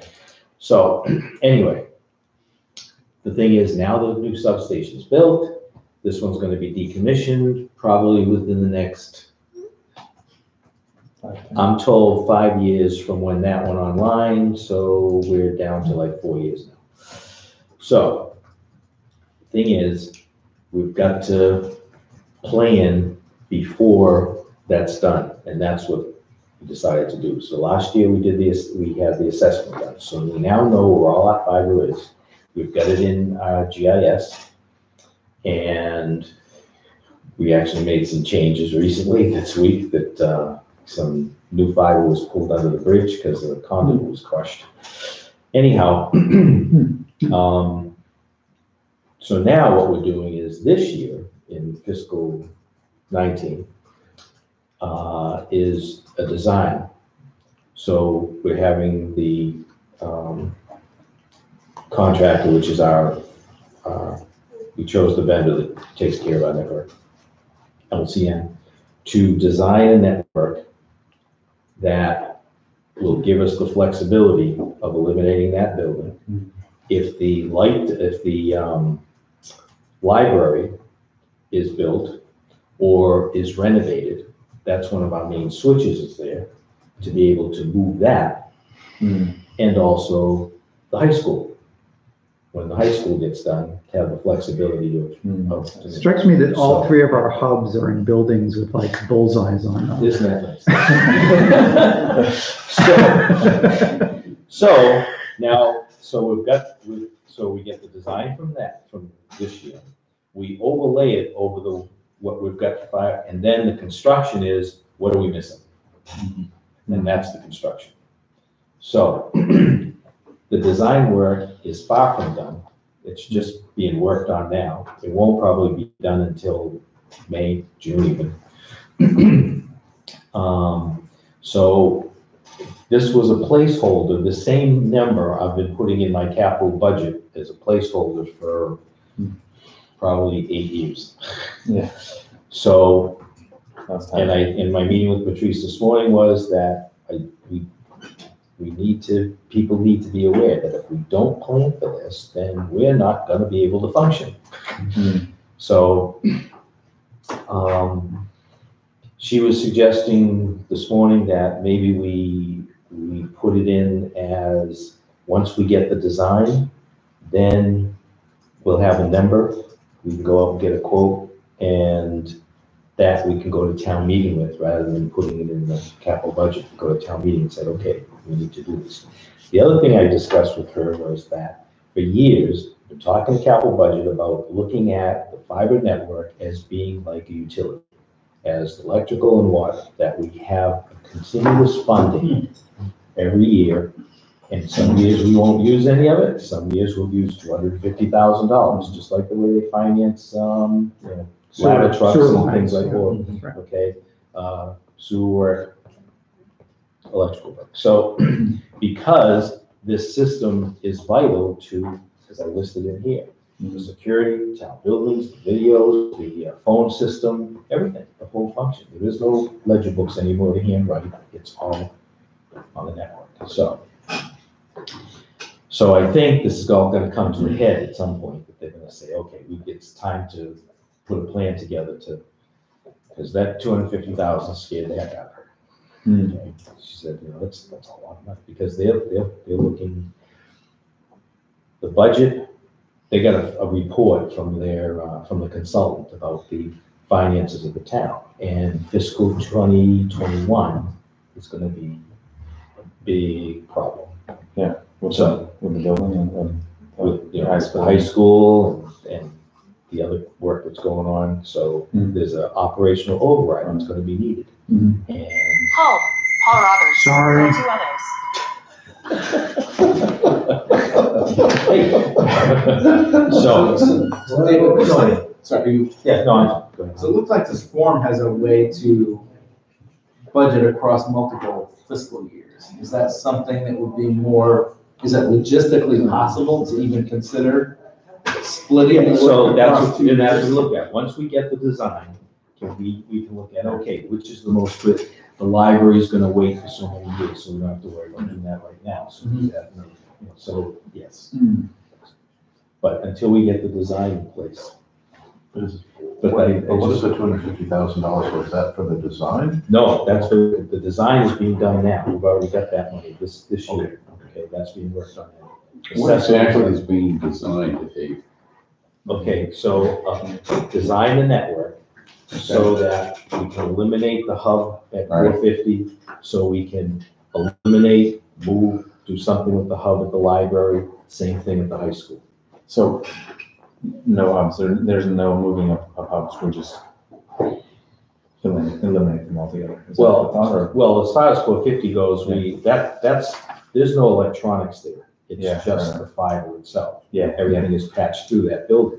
Right. So my thought is we're probably just gonna take it out of there and fusion splice everything in the manholes, yeah, or move the splices over to here. okay. You know, Which so- decreases flexibility, but who cares? You don't really need it. So the big thing is the electronics at I mean, that's our main switch at the one of the main Right. switches at the library and the high school is where our network comes in, and that's. Yeah, the yeah, yeah. switch there, so. Not to belabor the point, but to me, this is the perfect example of why you don't need to consolidate IT departments. Because we already have an example where the individual departments that currently exist, I'd rather call them silos rather than departments, are already communicating so well together that they're able to manage this kind of infrastructure project, taking into account the needs of the library, the high school, et cetera. Agreed. So that's what this is all about. And again, I've been talking to capital budget for years about this, and this is just this is the third phase. Okay, we're in phase 2 right now. We completed phase 1 last year. So I know the high school project is phased, so do you have to do multiple phases of work on the network to kind of match up with the construction plan for the high school? I think it's 2 phases, one in which the building exists still, but a new building is built. And the new building is not in the footprint of the old building. And we're actually folding that piece into the high school building project. Okay. So, Yeah. So I mean, it would be paid for out of the. Yeah, that's my question. yes. Oh, So that'd this be is great. item Yeah, so 3. this is it. So the item 3 on this list is actually being funded separately? Well, we're hoping. Okay. Well, do you know if it's gonna be part of the net exclusion, or is it just possibly gonna be part of it? Possibly. Okay. Yes, it wasn't, to So in my other words, knowledge, it wasn't figured in. Let's say that happens, Mhm. then, this number could be reduced by a third. And again, this is, And this is a this number hypothetical. could Yeah. be half that, it Right. could be double that. Depends on what we. It's just an allocation. It's When just- will we have a better idea of what the We number won't will know until, like I said, May, June. Hmm. When I'm expecting the design to come through. be? And would this be a one-time hit or would it be phased in over? We would probably phase it in because of the timing of the projects. I mean, the first thing would be 450 concrete. So, But it and wouldn't that'd all probably be the necessarily least hit us expensive in, of it. it wouldn't all necessarily hit us in fiscal year 2020. That's correct. At the risk of taking us down a little bit of a rat hole. It's late for raffle. Yeah, I remember at one point in time, there was a discussion around the redundancy of the fiber. Are we, particularly as it applies to Winbrook, Okay. because the fiber, as I remember, there was only one crossing of one place where the fiber crossed the railroad tracks. Right. Has that ever been addressed, or I'm wondering? Yes. Oh, it has been Yes. addressed, okay. We have a redundant ring. Okay. Okay. Cool. I don't know, it seems to me to be prudent to think ahead and I mean, if it turns out that it's half or you never use it because we don't get to those projects, then it doesn't get used, right? But we're gonna have to do it pretty soon, especially when Concord demands on that, so something's gonna get done with that. That is 450. I mean, the way the fiber network was originally set up in the late 90s. Yeah. It was light department running for their SCADA system. And then this group here said, hey, why not just go through the town buildings too, and school buildings as soon as you're going by. So that's what was done.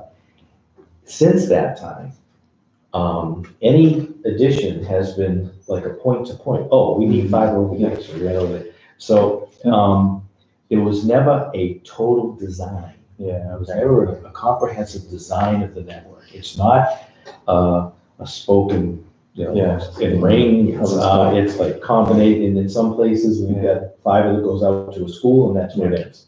But that's not that's not this money. The design is a different set of money. The design is part of that, It which is going on now. Yeah, I think. This money here is the actual, okay, we've got to trench, we've got to pull more fiber, we got to put conduits in places. You got to plan, this is construction. This is the actual construction of things that are needed, right? So is the light department is also a stakeholder in this? Yes, absolutely. And would it be reasonable to expect that some of the funding for the design, for the build work come from the light department enterprise fund or something like that? Yes. Okay. So, the light department gives the town a certain amount of money a year, we do the taxes, and that portion there is what. If I can, my interpretation of what you're doing here is getting money ready to be spent in the event that we're gonna build stuff out. Yes. Right, and if we don't do that now, then we have to kind of say, oops, we gotta build this out now, and we're gonna wait until we get the money. Right, which is bad. Or we're gonna go ahead and do something with that town meeting, is what I heard you say before, which I guess is risky if it's. Yeah, well, those usually go through, honestly, but yeah, it adds risk too. Yeah. I don't know, it seems prudent to me, so. David, I had a question. It says the recommended source of funding was remaining funds from light department substation project. Yes. So is that saying that there's actually this amount of money from that project? This is a discussion I had with the town treasurer. I don't know what the dispensation of those funds are. There was leftover money. Right. I don't know. But to this amount, or you don't know? Much more than this. Okay. Much more, like $10 million or something like that. So I don't know what, and it's his suggestion that, 85, what we need to do. Leftover money from? From the substation project. Oh. Because you remember they allocated a certain amount of money, and then who's NSTAR came in and said, we'll fund it, and so there was. There's some money. Click on it too to see. This technically is light department money at this point in time. I'm not sure how the funds are set up. Okay, Right. And it was a bond that the town did the bond, not the light. So. And just, I know in the interest of time, we probably want to keep moving, but there's a typo in section 5 that you may want to just fix. It's the last, or second to last sentence, I think. Okay. I think you meant to say there was no design at the time, just building to building. There was no design at the time, just building to building. It says the was no design. The was, okay. Yes, thank you. Yeah.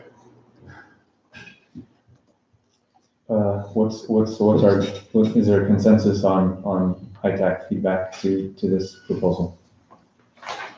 Well, I just want to make sure that we have a clear understanding what this is and what it isn't. Seems to be a placeholder. Is that an appropriate term to use here? Because you really can't put any emphasis on that $250,000 number. As you said yourself, it could be cost less if that overage of $10 million, which is a big overage, would be used for this. So I mean, all you're doing is saying, you're emphasizing that the construction will be coming along, and this is a placeholder to provide funding for that, but we don't know how much it's going to be until later on this fiscal year. And there's no uncertainty, is there, about this plan being implemented? Absolutely not. No uncertainty, right? Well, okay. It has to be done. Yeah. Well, then the question might be when. Right. The timing might move. That's true. The timing, but I think the further we kick the can down the road, then we get ourselves in the corner. Let's make sure we have a pot of money ready to move. Yeah, well, I would say it's almost no discussion anymore. I mean, this has got to be done. We just don't know how much. It's like saying, okay, do you fund having some new pipe put in for the water mains that are breaking? Or do you say, oh, well, we wait. Well, if you wait until the water mains break, then you have no water. Now what do you do? So that makes sense. Also, in other ways, it frees up, particularly with Concord Ave, it does free up a valuable piece of town property to develop that could, in terms of the town's finances, have a huge, benefit. And pretty much my understanding is the only reason that building is being, kind of maintained in the condition it is because of the fiber hub in the basement. Pretty much. Yeah. So that's the stopper to. Well, that and the substation. And the substation, right. But that's gone. But once the substation goes, then right. It's there. And what's the timeline for that? I'm not sure exactly. My last discussion with Craig, was 5 years from the other one goes online. Go live on the new station online. The new station went online last year. Okay. So. So I don't know. It seems to me that we're agreeing that we should just say, hey, it's kind of something we need to allocate money for this. Just to be very clear that we acknowledge that the final cost is still to be determined. To be TBD. This is a Can I offer a process point? Just again, interest of time here. It sounds like we need to, we want to consolidate the feedback, provide it in a fairly concise way back to the trees, right? So, and given the open meeting rules, we should designate one person to do it, right? So I think I'm seeing a thumb nomination from Paul. Would you be? I can write quickly. Yes. So would that be all right? Yeah, I think what I'll do is to consolidate these. I'm taking notes and kind of consolidate them into some, kind of brief reports out, and then maybe just share them with you guys as a Google Doc and make that available to the town clerk as well, so that there's public notification that this is a shared document. I mean, this is all new territory for open meeting law, but I think as long as it's a public document and we are letting the public know that we are collaborating on it, I think that will satisfy the OML. No, my read on that was that, right, because even if you make it public, as soon as we start providing feedback and try to deliberate on it outside of a meeting. That should be in an open meeting. That should be in a meeting, not in a. So, but if we nominate 3 people to review it and submit it, then that's okay. Right. Okay, so the point is, like, you can make it public as a FYI, but do not expect input or edits from this group. It's like exactly. So inform the town clerk that this document is out there, and then keep our commenting to a subcommittee, basically. Yeah. Okay. Yeah. And who is that subcommittee?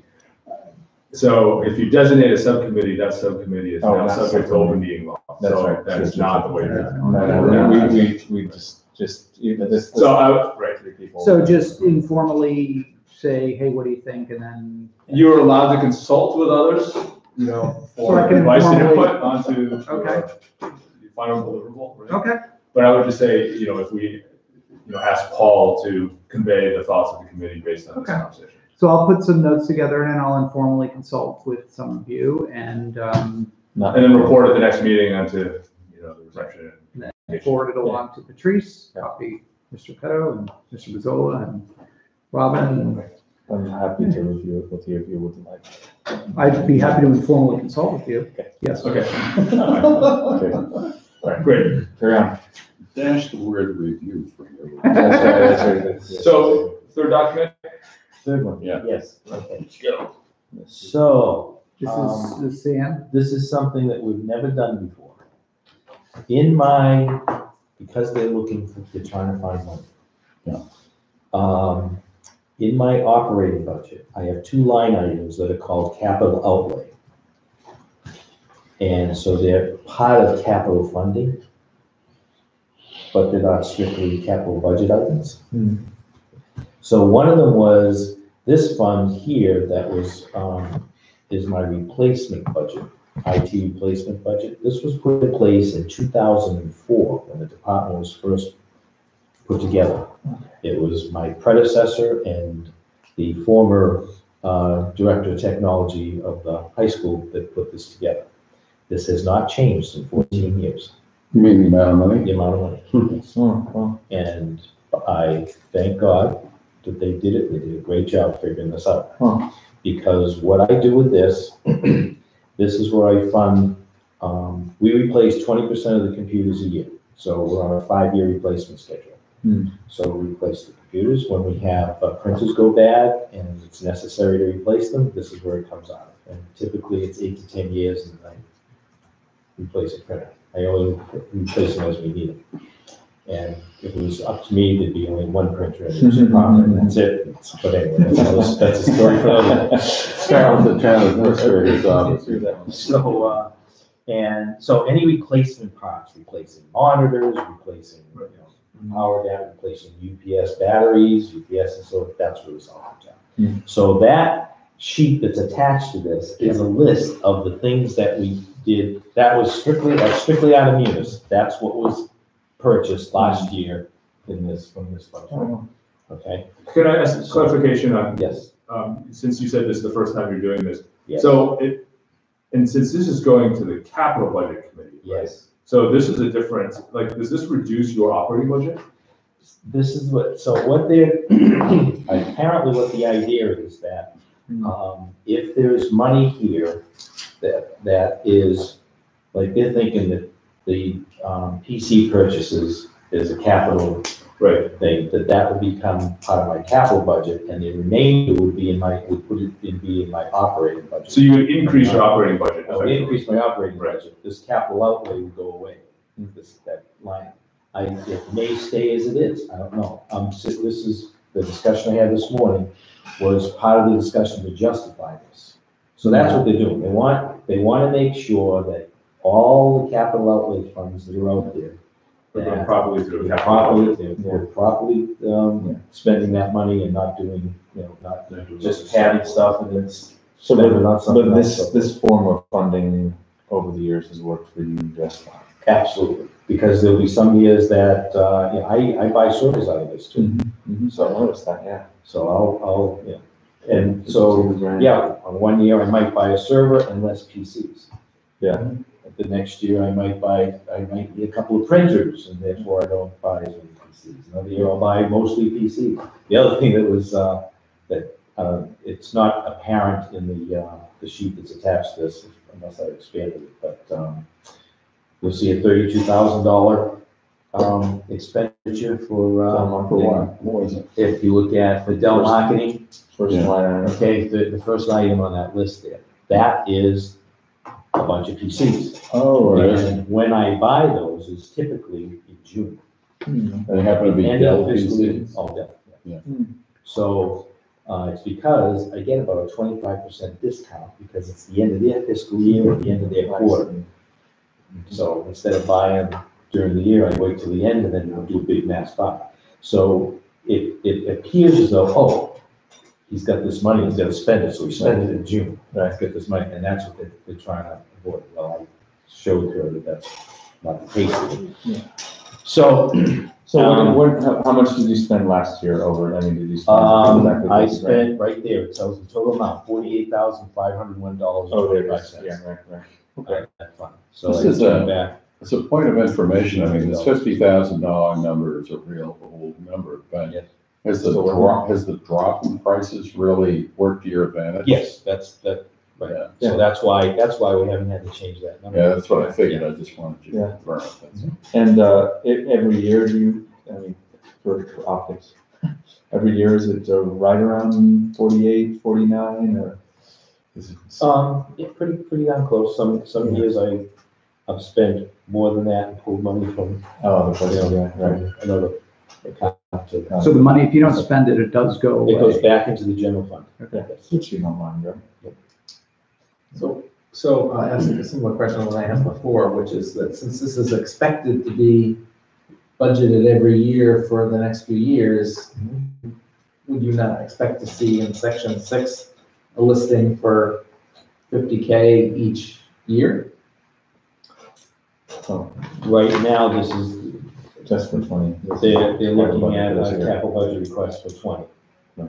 Yeah. So depending on how they change this, if they change it at all, it might look, for example, if they decide, all right, $30,000 a year is for PCs, and that's a capital budget. So therefore, we're gonna reduce this by 20,000. So we'll put 20,000 into the operating budget for the rest of the stuff, and we'll eliminate this capital outlay account. So I wouldn't have any, I'd have 30, so my capital budget request for the following year would be 30,000. Okay. Right, I don't think they're gonna do that because there's been a fight over all the years of what's a real capital budget. And to have a PC where a lifespan of 5 years, it's not like having a truck for 10 years or something at this point. So. Yeah. But I think there are plenty of businesses that will still count IT equipment as capital, so it's not uncommon. No, it's just in the scope of Belmont. Scope of Belmont, Right. it's always been Too small for us. And a lot of times the driver is the tax angle, so, which doesn't really affect. Exactly. So Dave, the alternative to this would be that just you're buying stuff as you need without any fixed ceiling or floor in terms of what those purchases are. I mean, what would be the alternative? If this fund went away, how would you then? I would have to have an increase in my operating budget of at least the same amount of money, because this is what we've been getting. Right. Right. So I think that would be an important note in our comment, is that this is an ongoing amount, right? If they decide to transfer that out of your operating budget into a capital budget item, every year you'd have to make sure that it's on your capital budget item, right? It's not a one-time like the prior thing we were looking at. And that other is staff. I mean, that's like paying for salary and things like that. Is it the other fund that we're talking about? Which one? Your general operating fund? Yeah, the general operating. Is that for salary? That's salaries. I've got trainings, right? And there I've got licensing costs on there, and then software licensing, right? Yeah. Okay. No hardware. There is another line item I use for. So, Dave, just question, has this always come out of capital budget or did it previously? See, I don't understand how this was set up. I'm not a finance guy, so I don't understand what capital outlay is, as opposed to me, this has always been an operating budget item. Right. So I don't know why it wasn't set up as strictly an operating line item. Yeah, I don't know why it was set up this way. That was the. I think the challenge here is they're probably looking at this as the sort of, we give him $50,000, he spends $50,000, but what if we gave him $25,000? I'm like, how do we know And so that was the Right. discussion this morning. So what I have to do is I have to break this out and show, okay, we replaced 20% of the computers here. That is this much money. Right. You know, how much per computer, this many computers, and therefore that's that. Right. Then typically we have to replace UPS batteries and so forth. So this is how much we spent, it's that. Yeah. Right. Right. Yeah. So I'm going to I have to break out the categories and show specifically how much we spend on these things. Well, I don't know. And what they might do is take the PC purchase, make that capital, Right. and then the rest of it just throw it into a line item in the operating. Yeah. So it's like Car Talk, they used to say, whatever it is, it's gonna be $500, that's what it is. So, Whatever it is. it can be $50. one of the issues that used to happen, maybe it was in the school department rather than the town, was that when budget pressure came in, the question would come out, well, could you extend the operating life of these things and decrease? Instead of He's commented on that in here already, right? Because the Yeah. standard protocol is typically 3-year replacement cycles, and you've already extended to 5. Yeah, and I think making the comment though, it seems like that's something you had to work hard to address over time from remembering the history, because things did get out of control for a while. Yes. And then you had to ask for more money to make up for the fact that. Otherwise, When I first came on board, when I first was hired, I came to my desk and they said, here's your computer. And first of all, it was about 10 years old and it wouldn't even turn on.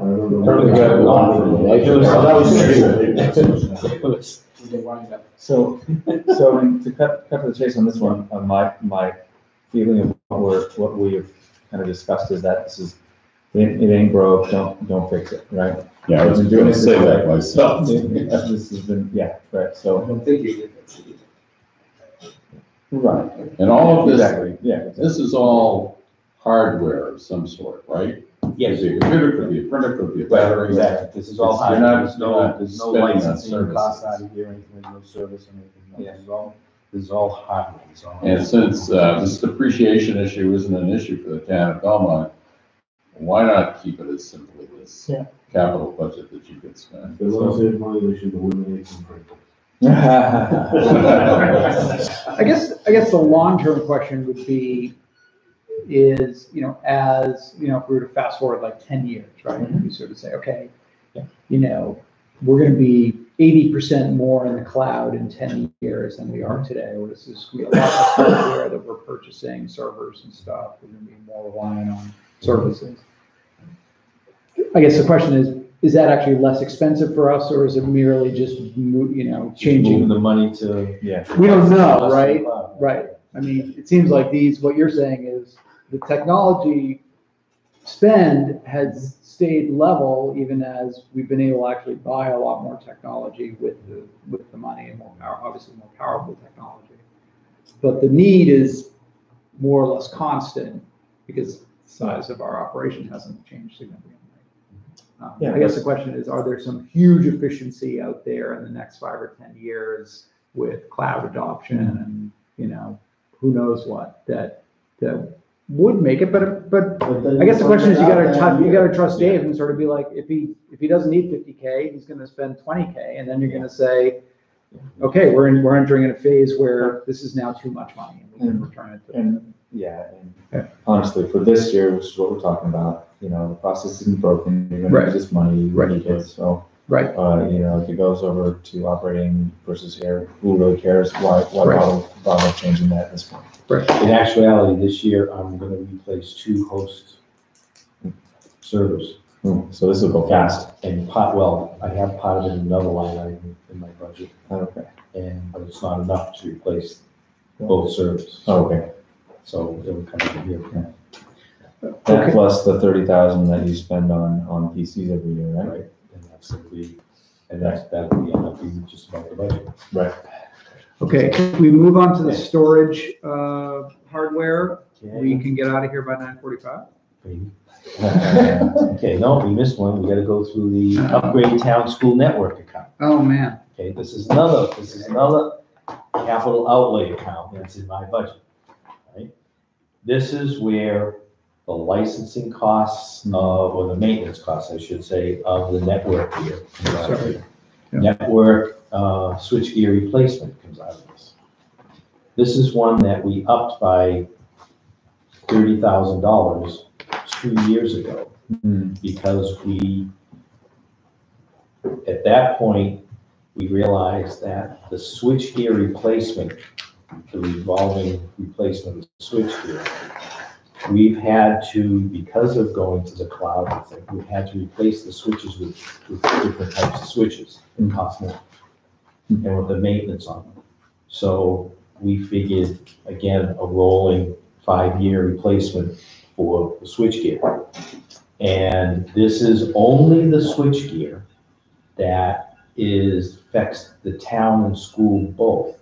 In other words, and the town. So for example, this is for the town switchgear and for combinations of, like for example, there's one at the light department that feeds the Butler School and the Trapello Fire Station and the highway yard. So okay, so that would come out of this budget. If there needed to be a switch bought for the Chenery, that would not come out of here. That would come out of the school budget because it's strictly a school switch. So this is only what affects both town and school. So out of here is the town's contract with MEC for our internet connection. Out of here is a couple of FiOS lines are paid for out of here. We have one down for senior center and one here in town, which are used to also run the wireless networks. Question. Yes. Would virtualization get us any efficiency, gain us any efficiency? We are fully virtualized right now in town. Through even the switches. I mean, there's can you virtualize the switches? For example, our SANs are going to use, but as far as I know, that's it. There's no other. Yeah. The school has for their SANs, they've got some virtual switches in there. I don't know. It's just an open question. So, yeah, but anyway. I'm not sure it's a good way to save money. Oh, really? Is that right? Well, there are certain features that it enables, but yeah. I don't know if we need any of those features. So. Right, and they tend to come at a cost for extra licensing and things. Okay. Yeah. Anyway. It requires more analysis than we can do in this room. We've gone through it. We found places where it made a lot of sense. We found others where we said we don't want to go there. We'll spend $50,000 more and we won't get any benefit. Oh, okay. So if you look at the second page on this, you see, for example, $22,000 for LCN. That's our maintenance agreement for the switchgear. Okay. Yeah. Are you using Cisco? No, we use Alcatel. Okay. Switches. So you're not getting screwed by their subscriptions and all that. So if you look at the total amount, which is on the third page, $94,370.07 from last year. So, and every one of these items is contracts and so forth. You know, again, I've got to take and section out this too, so it's understood. Are these fiber switches, or are these do you convert to copper? They're both. Both. I mean, in other words, they have to get G-bits in them for the fiber connection, and then the copper Ethernet cables for the PCs that get passed through. I know we just bought a bunch of fiber, and those modules kill you. Yes. Yeah. Lots of times the module costs more than the switch itself. Yeah. Fiber modules. Yeah. What do we, this is beyond my ken, so I mean, is there anything, this seems like sort of the basic plumbing of the town's data network. You can't not do this. Like I said, just not play licenses. This is the maintenance. This isn't even the replacement. Well, you said the replacement. Yeah. These things have a lot of stuff. Yeah. And is this more or less a level cost year to year? Or? Yes. And it's around Like I 95. said, we just increased it 2 years ago. Yeah. Prior to that, this was put in again back in 2004, and it was set at $60,000, $60,000. And it stayed that way until just 2 years ago. And that's when, Steve and I did and Phil Sullivan from the school did a whole analysis of the switchgear and what we had to, and we said, hey, we got to increase this. And that was about increasing capacity. And that was right, yeah. Right. That was weird. Right. Well, it was a change in the switch type. Yeah, we They said, needed and that another was a more expensive 35,000 switch. to, Right. For phones and all be able to. upgrade as well, right? Yeah. I'm not a budgeting expert, but I'm confused by the lumping of what look like operating costs, contracts for maintaining the equipment and the Verizon bills with the capital, the actual capital request that's to replace the network equipment. Is that just how you've been asked to put it all together? This is the way this fund was set up by the accounting department back when. I always said, why isn't this an operating line item? But I think they were just kind of saying, well, how much do we spend on networking? Just put it all in one bucket and we'll know. It sounds like there might be some work to do there just to more clearly delineate seems like from an accounting perspective, they're sort of like, good technology, Whereas we're in 2018 now, and like as you're saying, like this doesn't all entirely belong together. Some these are capital expenses, and they're operating expenses, and it And that's what's gonna come out, that I think is what's coming out of this whole thing. Yeah. We're gonna see that, Right. So that might be some useful feedback is, let's be more. Well, I would say, it's been working. To overhaul it now is probably not the best idea, because you need to get this money through. But the dollar amount yeah, is correct. it's correct, right, and that's what matters. And so where they put it. Right, exactly. As long So as long as you get it. Right, so if they rejiggered the budget, but you did the same total, you'd be fine. Right. But So, to Jim's point, it's just hard to look at all these and be like, well, these are different things. Like this is a switch replacement. I would say that's an analysis for next year's budget. Let's, if they want to do that, just,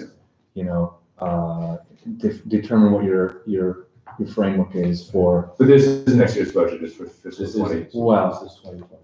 right, but when do you have to get this through? When does it go? Right. What Phil's saying is in terms of, they need to go before capital budget, so this isn't a fight for this year, but maybe it's a fight. Right, I agree. That's exactly what I'm saying. Yeah. Anyway. Done, okay, that was done. storage area And network. the last one is for fiscal 2023, which I pointed this morning, but I put it in section 6, I had it in the wrong one. Yeah. I had it in 20. So, but this is for 23. So this is in anticipation of our storage needs growing. This is in for 5 years. 2023, This not is for 20. 2023. Okay. And what I attached to this was It was the- a quote It was one for that the download. storage that we're replacing this year.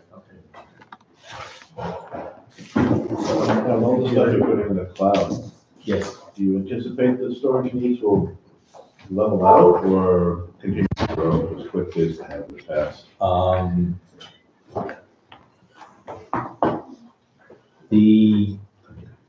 This is not strictly storage for files. This is our virtual machines. Yeah. Okay, so, as we add applications, we add VMs for those, and that's, so as the town grows, we add more applications throughout the departments, then that's how I anticipate it. Would we anticipate that those are gonna continue to all be done on-prem versus in something like Azure or whatever? For the near future, yes, because I tried, as a matter of fact, looking at using Azure this year, but the costs are astronomical, really, for us. And also, performance is, yeah, that's another issue too. I mean, we're using Exchange online, okay? And we've been down more times in this past 2 years than we've been down all the years that we had it on-prem. So, It's, yeah, I'm not enthralled with the cloud. Yeah. As a matter of fact, I am thinking of we are still not full Office 365 apps. We're just Exchange, and I'm thinking I'm gonna do Office 2019 on-prem.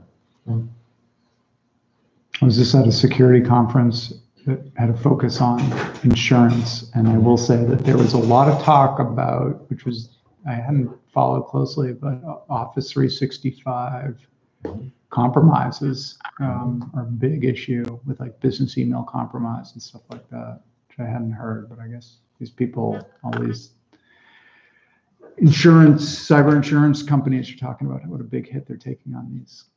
Very, It's the ultimate target. It's the ultimate target, and I guess they're really hard to root out. Like once they get into these, they change email forwarding rules and all this stuff, and it just turns into a big mess. You get these man-in-the-middle email attacks where, you know, they're doing wire transfers and siphoning off information. And that's also why we're not using Microsoft's archiving.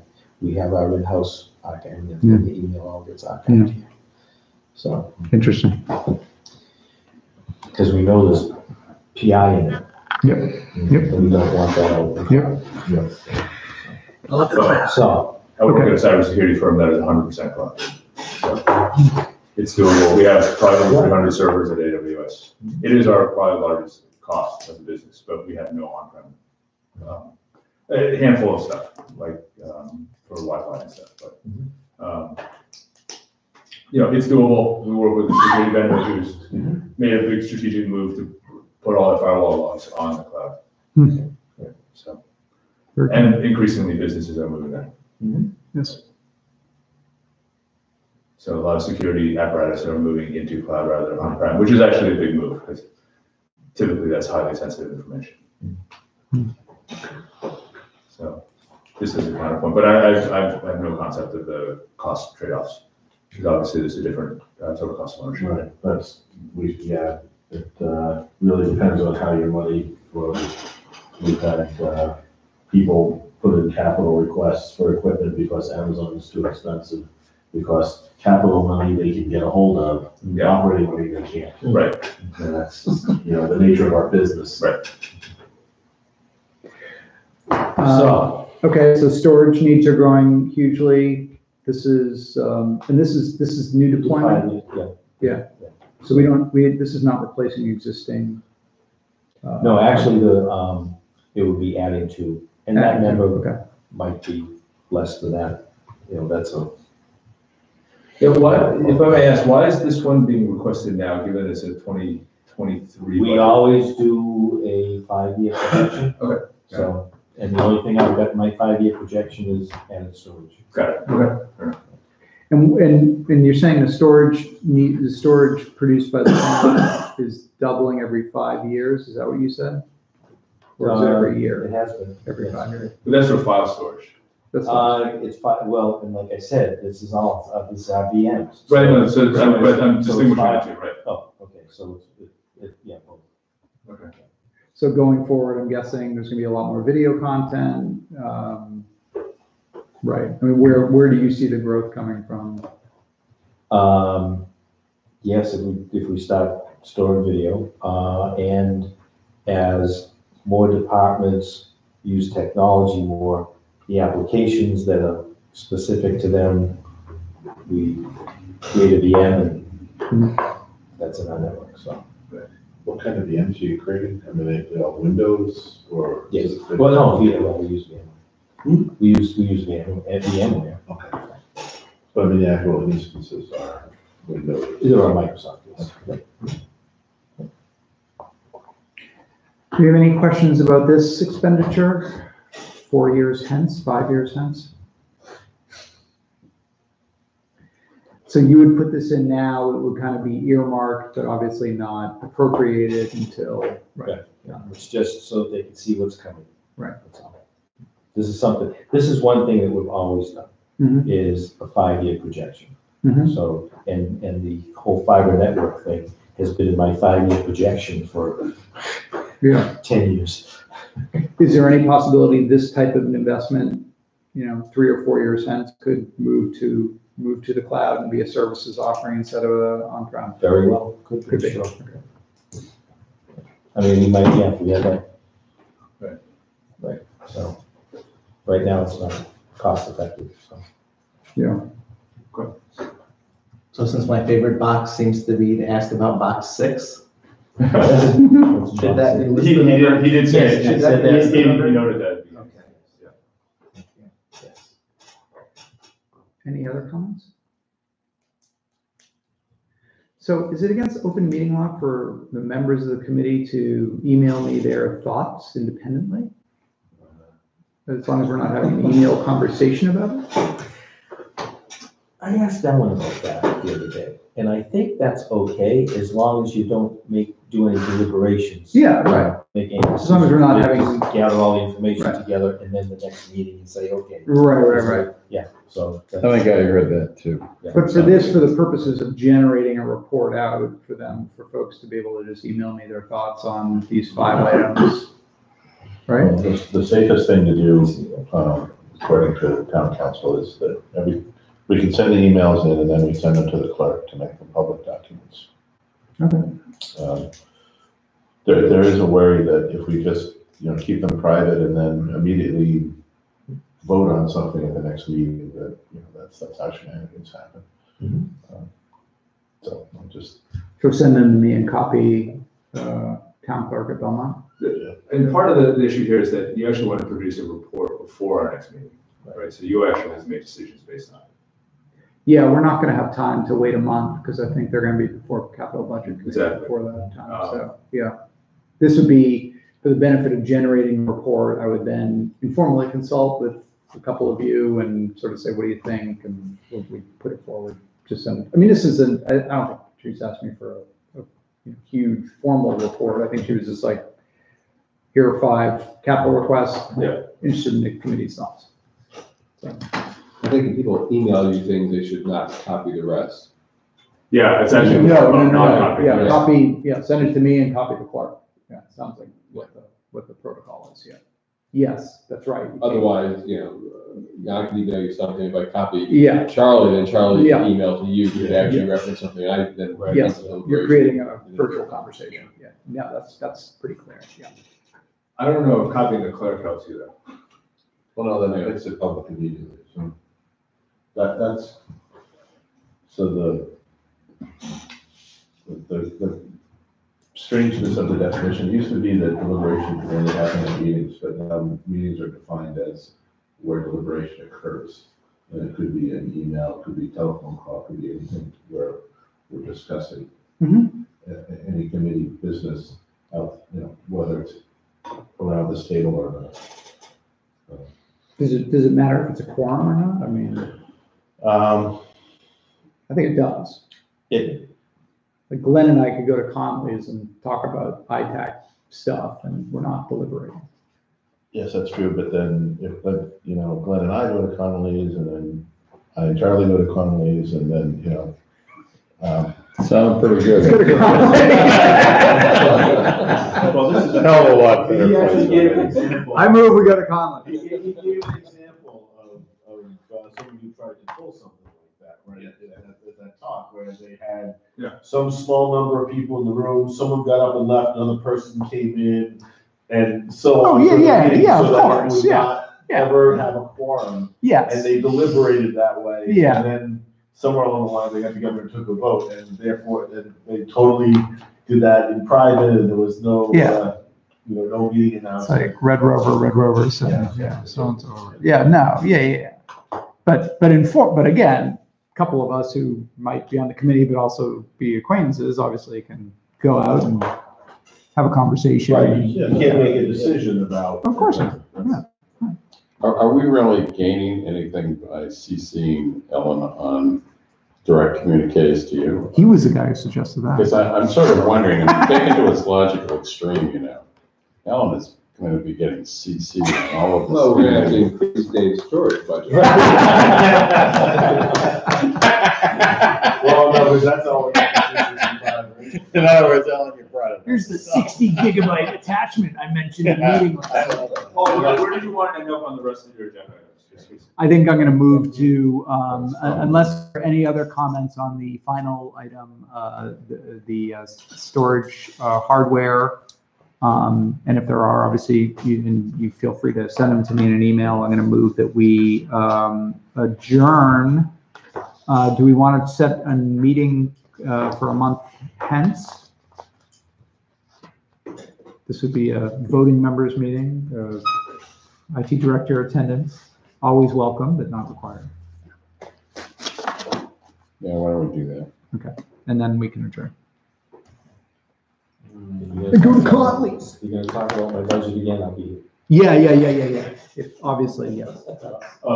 Just as a heads up, the first week of November might be best, only because the following week, there's the special town meeting somewhere between the 13th and the 15th. Oh, yeah, that's a good point. We have to be careful the week, because there's an election day. There's an election day on the 6th, so we can't meet on the 6th. And there's an action on the 8th as well. Yeah. For the town question. Isn't that the Is part of 6th? the It's the 6th. Yeah, that's It's a- on the 6th. It's the fourth ballot question. It is, yeah. Yeah, they're not gonna have us go to the polls 2 days that week. Yeah. Well. I confirmed it with the assistant town clerk. Okay. Because I had the same question. My understanding was that the local question could be on the same state. Yeah. But I did ask the question and Meg confirmed. So we're looking at the 7th, 8th, or 9th. Right? At least so. I think. No, it's not due the 9th, that's Friday. Only available to 8th. So far, I could do the 8th. I could do the The 7th is the Okay. Hindu holiday of Diwali, if anyone celebrates that. I mean, I can, that's a day for me, but not. You can't do the 8th? I could do the 7th. You could do the 7th? Okay. But I'm sort of. I'm good on the 7th. Do we want to lock in the 7th? Glenn said you couldn't make the 7th. I'm not available. I mean, that isn't Okay. the majority of the committees. Well, I could. And as far as I'm concerned, we need to nominate you as timekeeper also. I think you can start pulling rank, actually. November 1st. All is the chair.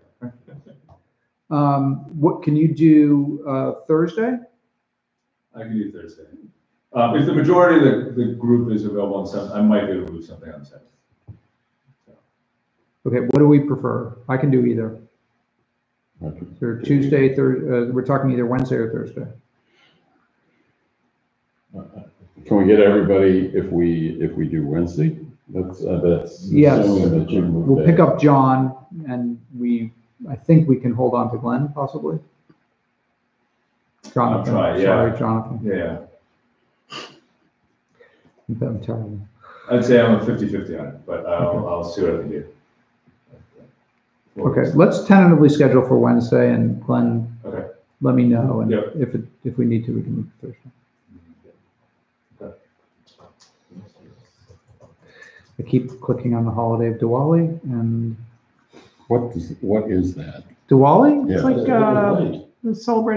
like their Hanukkah, it's like their festival of light.